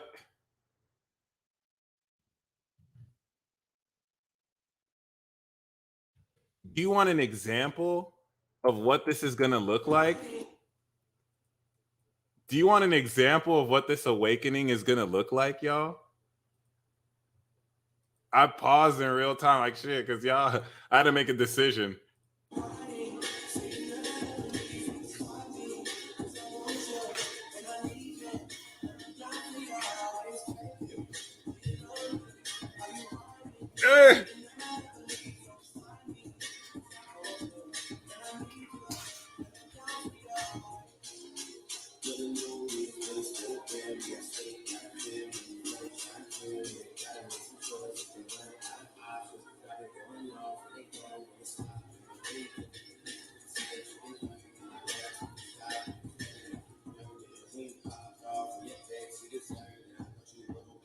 That's not a joke. That's not a fucking joke. That's not even a joke.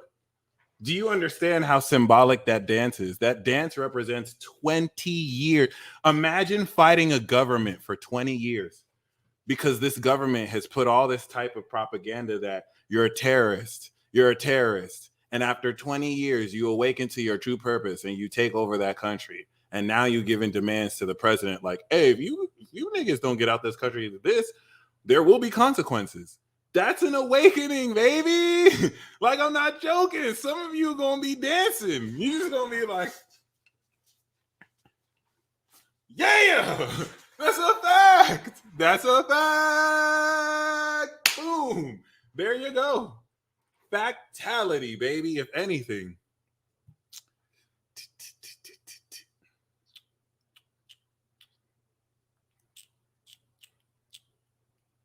Woo. So there you go, Kayla. We just did the general reading for everybody. So what everybody got for any of you who want a general reading, all right, we got the awakening. You are awakening, okay? For those of you who want a specific reading, please look at the ticker below. You can send me a Venmo, PayPal, or Cash App. And now I'm going to start the live readings. We're going to start with My Kyle Adventures, who wants to know about her divine masculine. Okay. So, facts. So, my Kyle, I got you. Boom.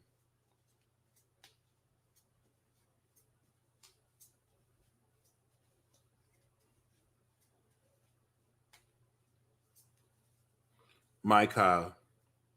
We have the World and we have the Nine of Pentacles. I know you asked about your divine masculine, but this is talking about you, my friends. This is talking about you, my friend. This is talking about you coming into full completion.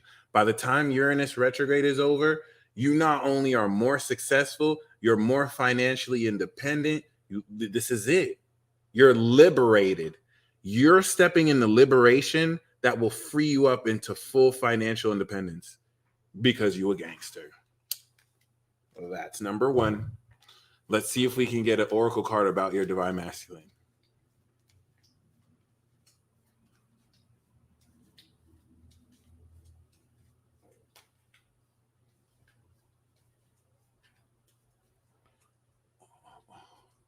Nope.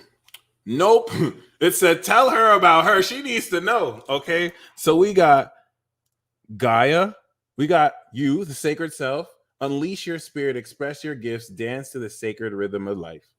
And we also got Gaia. Be mindful of the planet. Come back to Earth. Stay grounded.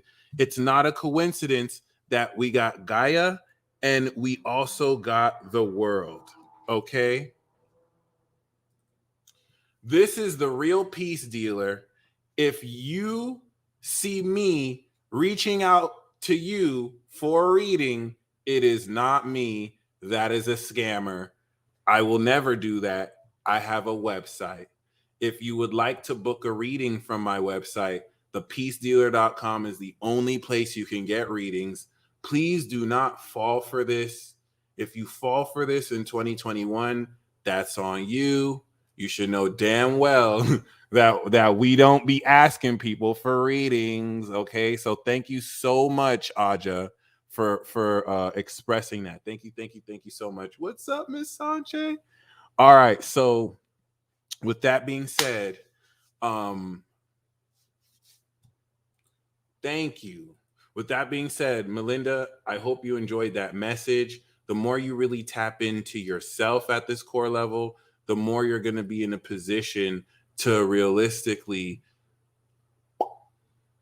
not even attract the divine masculine. The divine masculine is going to worship you. It'll be like, oh, snap, it's the goddess. It's the goddess. Okay. Earth Archangel, no worries. We do got the replay. So next we have Laurie Davis. Let's get it.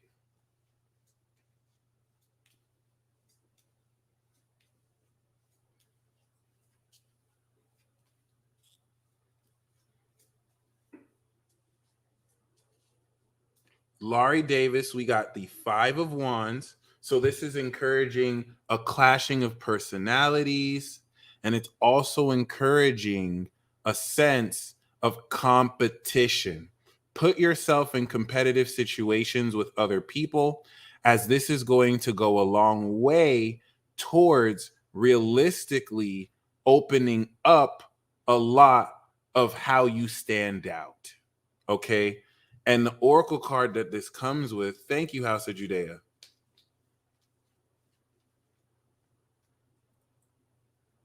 The oracle card that this comes with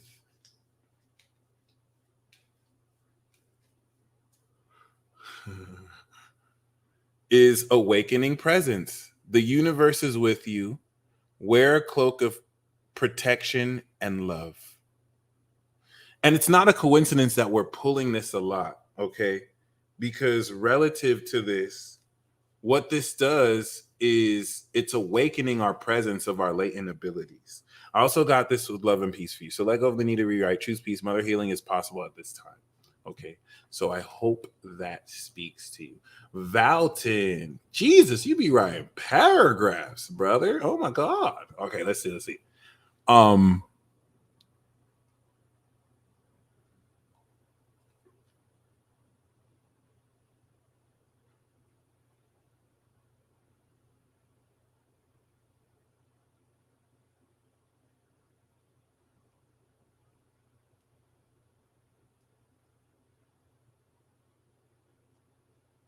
Right person, wrong timing.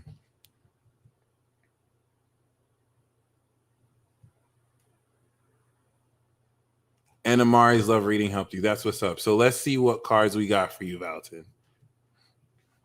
Valton, honestly, I feel you. You got the Saturn and Gemini 12th house to your sun. So that's where that comes from.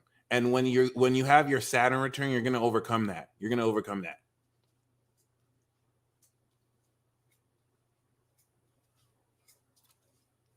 So we got judgment, your awakening.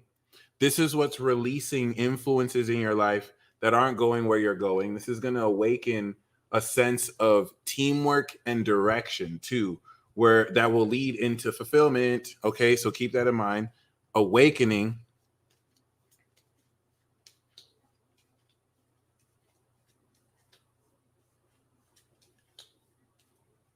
And we have this with Mother Mary. Let go of the need to be right. Choose peace. Mother healing is possible at this time. And you are protected.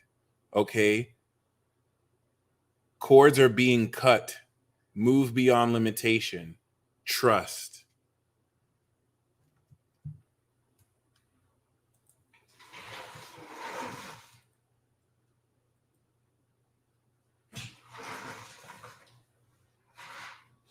It's like a bad C movie.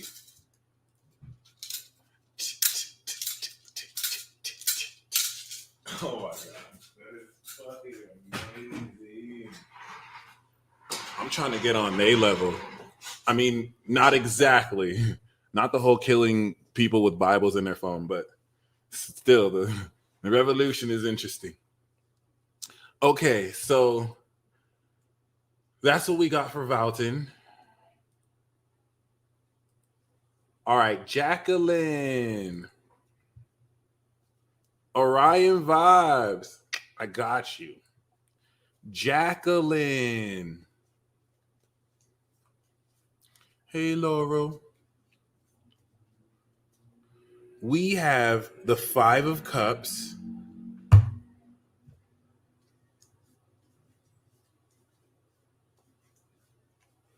And this is coming with karma releasing. Move beyond drama. Create your own path. Make room for good energy. So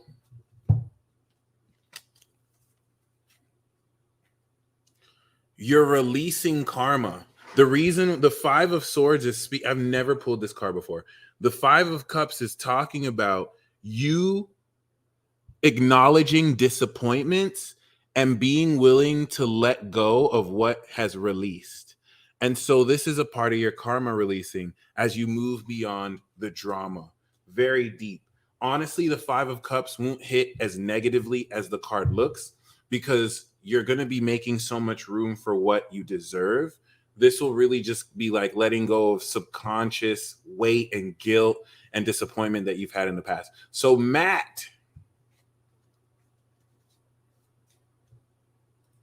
got you, bro. Matt.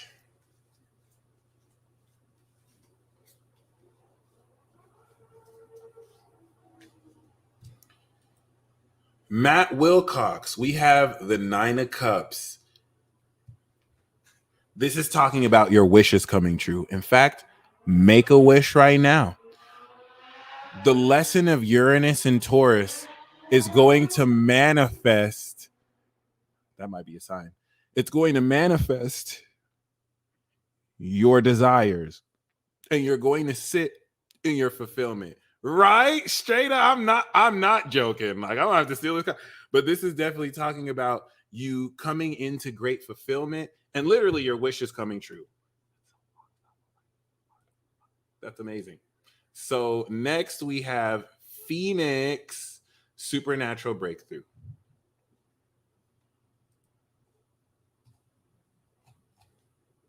Phoenix Beller.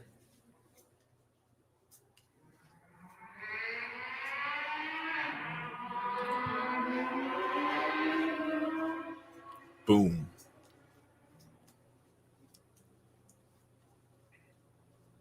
All right. So Phoenix, Capricorn, we have Awakening and the Eight of Cups. This is deep. This is deep. This is deep. This is deep.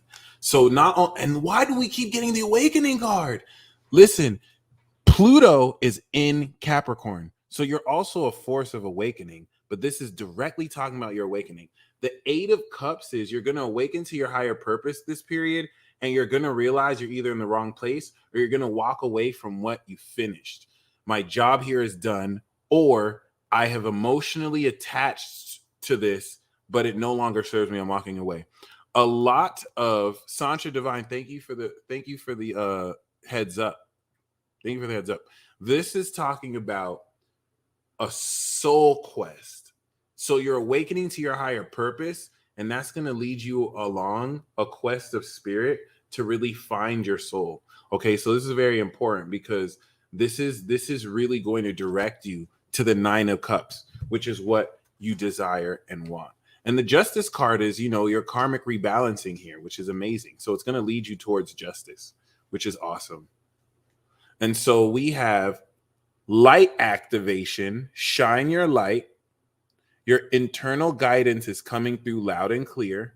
And this is coming with Dharma unfolding. Remember that you are on a path. take one step at a time to happiness. It's literally you unfolding this path, okay?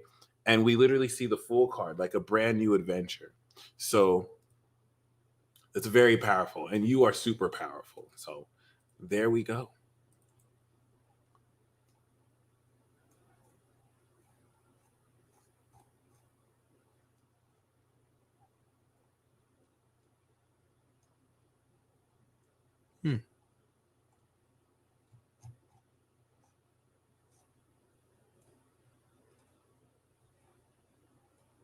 Interesting.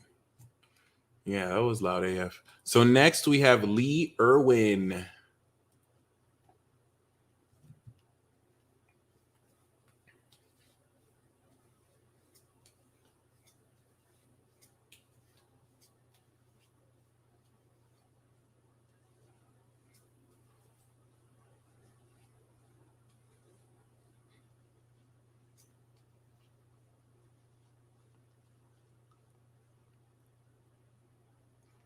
Lee, we have the Knight of Cups. The Knight of Cups is talking about you following your heart's inspiration, which is going to inspire you to be more artistic in the way you appeal to people's souls instead of their minds. The 30-minute consultation is the live natal birth chart reading on my website. Yes, that is it. It's 30 minutes. You schedule when I do it. If you write spiritual breakthrough in the notes, we'll break that down. Or you can just mention it during the reading. Okay. So this is important because this is kind of like breaking through artistic ability. This is saying to appeal to people's hearts and not so much more their mind, which the more you kind of follow, got you, bro. The more you kind of follow that, okay, your heart, and I'm not a fan of telling people to follow their hearts, but the more you follow their heart, because I'm more air ruled, but the more you kind of follow that, the more you're going to be led appropriately. And we have, oh my God, awakening presence. What the fuck? The universe is with you. Wear a cloak of protection and love, which is beautiful. And we also have karma releasing. Move beyond drama, create your own path, make room for good energy.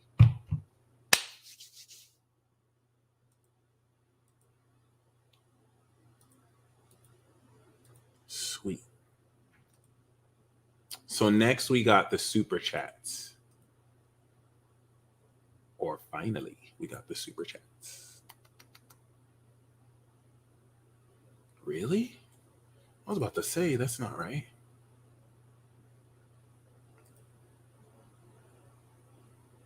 There we go. So metronome. Ah, okay. I don't know if we have metronome in the building.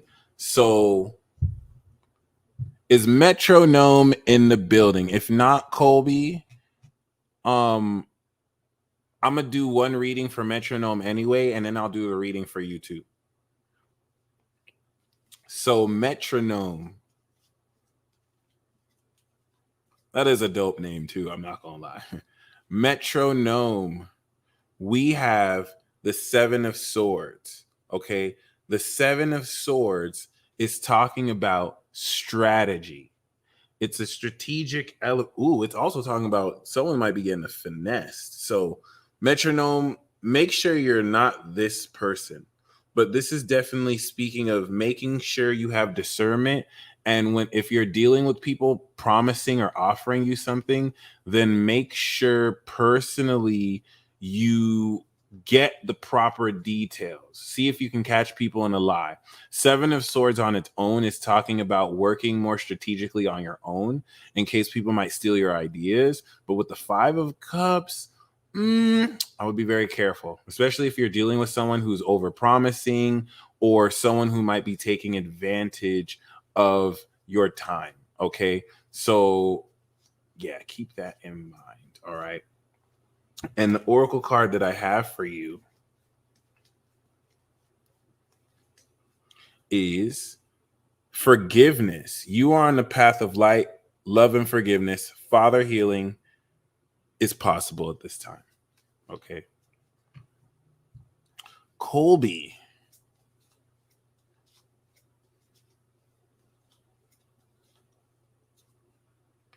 We got the, honestly, I'm not even surprised at this point. You're a living genie. We got the 9 of Cups for you. Your wishes are coming true. You'll see that each cup manifests your desires leading into the end of this retrograde. Okay? That's fucking hilarious. And we have magic manifesting. Again, I can't even say I'm surprised. Your dreams, your situation, your dreams, visions, and goals are becoming reality. Stay focused. Bam. That's gangster. So, next, we got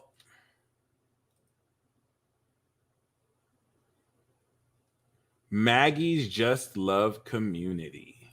Awesome.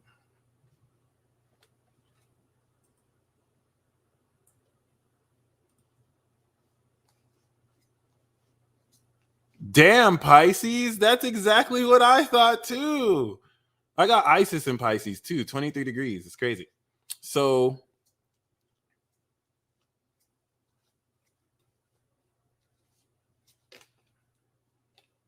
this card fell out.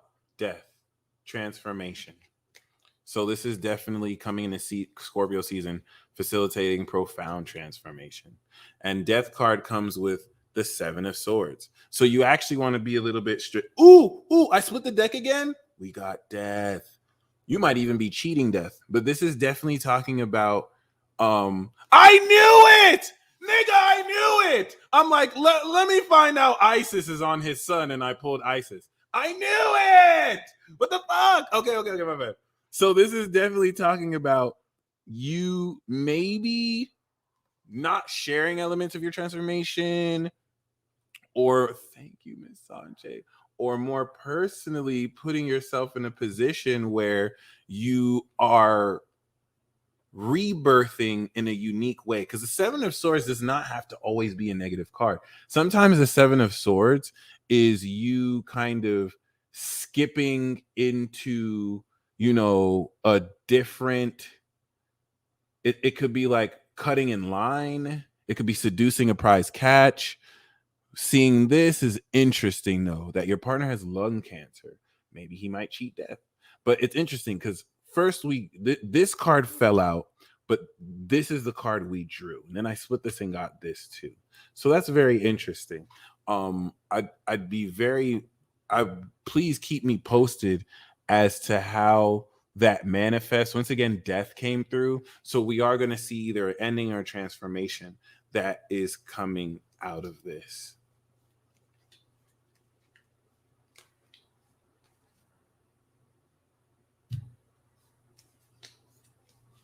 And the oracle card that we have is faith. Stay calm, trust in the good in yourself and others, see the light in the world.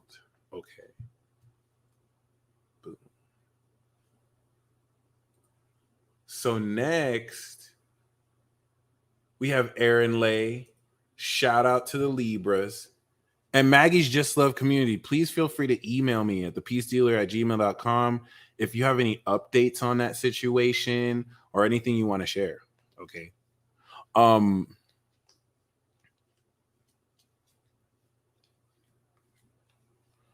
Shout out to the Libras. Let's see what Miss Slay has gotten. Holy shit, I've never pulled this card before. This is a very Libra card. That is insane. Okay.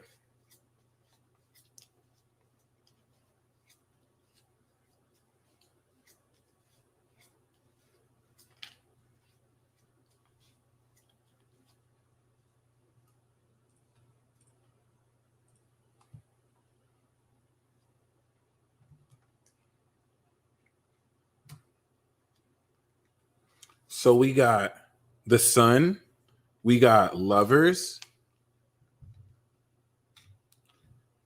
we got the 5 of Swords, and we got the 10 of Pentacles. I pulled it in this order: 5 of Swords, Sun, and then Lovers. So this is definitely talking about the acquisition of happiness, wealth, and connecting your mind and heart, which is very important because with the 5 of Swords, the 5 of Swords could be talking about miscommunication with maybe your family who may not necessarily accept the new love you have. But this really could just be talking about overcoming miscommunication, because it's interesting. The 10 of Pentacles is definitely talking about wealth. The Sun and the Lovers card that appeared together is definitely not just talking about being with a soulmate or exalting a creative project, but it's coming into happiness and success here. So I see that the 5 of Swords could be haters, could be people who are jealous. And it came from the 10 of Pentacles. So hopefully it's not people from family who may look at what you're going through and it's like, okay, but you have to be careful because I know it looks good now, but, and then the whole time they're just hating. They're just misunderstanding you. So keep that in mind. I'm gonna pull one more tarot card for you.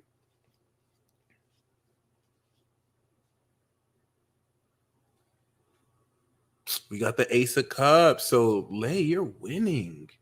Aaron Lay, you're winning. Like, this is amazing. This is all off the precipice of new love and a new connection with spirit. This comes with Lady Portia. I've never pulled this card before. And this seems like a Libra woman, a Libra goddess. Do what you feel is right. An important lesson is unfolding. I feel like you're this force of divine order here too.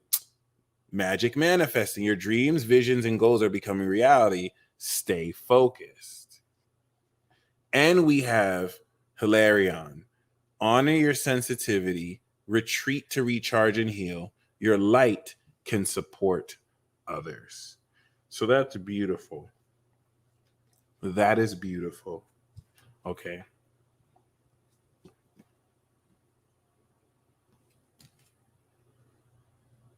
And that message applies to any of you with Libra, Sun, Moon, or Rising. I kind of feel like that also was a gift to the Libra. So House of Judea, 7 energy. I'm going to reverse it and I'm going to do the Oracle card first. I like this one. That's awesome.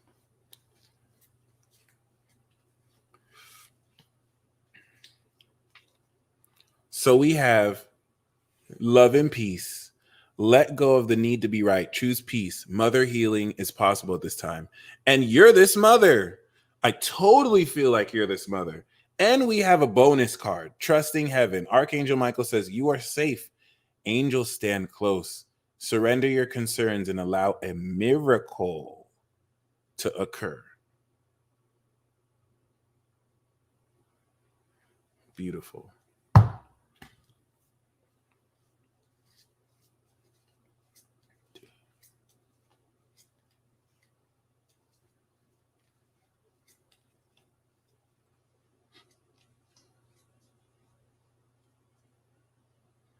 We got the 7 of Pentacles, and we have that with the 7 of Cups.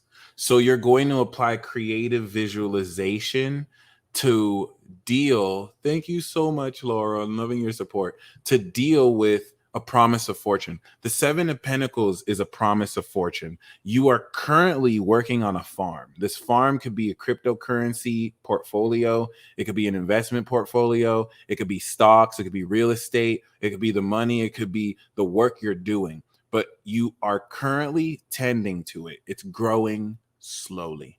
And so with this promise of fortune, and I love that we got Trusting Heaven and love and peace, right? So this is basically saying that, sometimes, oh my gosh, 7 energy, you're right. And I pulled the 2 7s, like you're super magic.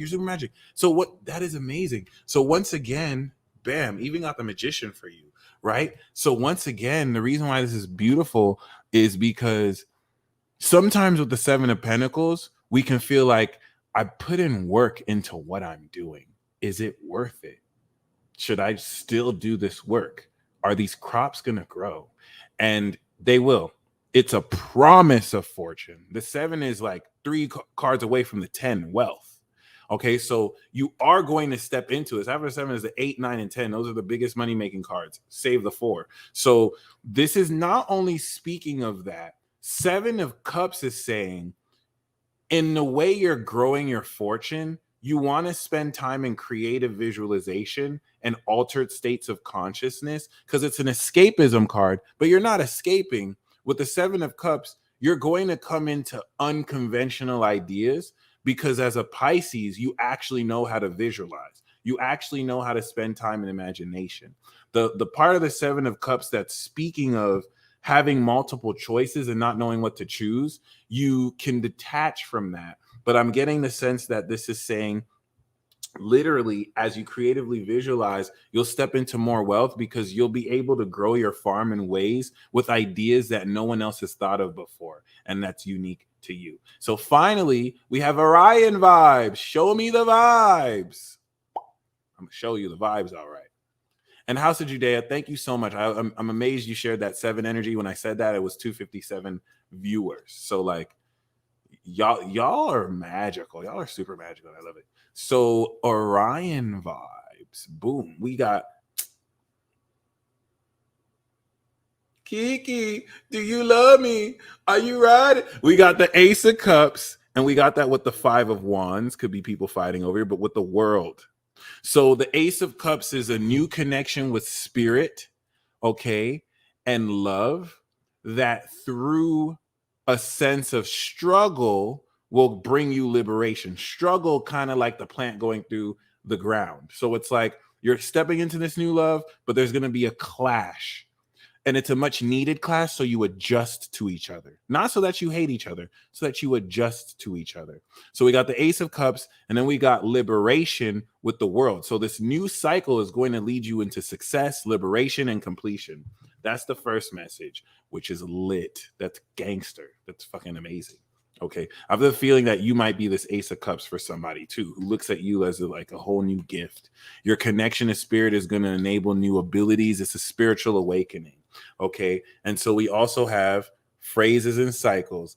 There is a beginning within every ending. Illusions are revealed and released. And we also have this with soul expansion. Your consciousness is expanding. You understand the connection between all things. And we finally have this with focused intention. Think about what you desire. Set your sights high. Expect the best possible outcome. So I hope that message speaks to you, Orion vibes. Let me know. The World, Ace of Cups, is very powerful. So this is definitely assuring success that you're stepping into. Thank you guys once again for tapping in and enjoying this transit talk. Okay. Once again, this is going to be legit. I'm going to start the 33-day ritual today. So I'm on day 1. And personally, once again, this is very, very powerful because what you're tapping into is this sense of a full supernatural breakthrough. So by the time we end the year, you're going to have supernatural abilities that you've used to transform your entire life. And that's going to set the precedence for going above and beyond as you use these abilities to expand so much more of what's possible as you revolutionize individuality and enhance the method of consciousness that you live through yourself. Other than that, the 33-day ritual I have on my channel. If you type in 33-day ritual, the Peace Dealer, I have a whole playlist, and check it out. It's a 33-day ritual that will integrate all of your energy and actually induce cosmic counseling or cosmic commanding so that you can work with planets to make miracles happen. Y'all stay blessed as always.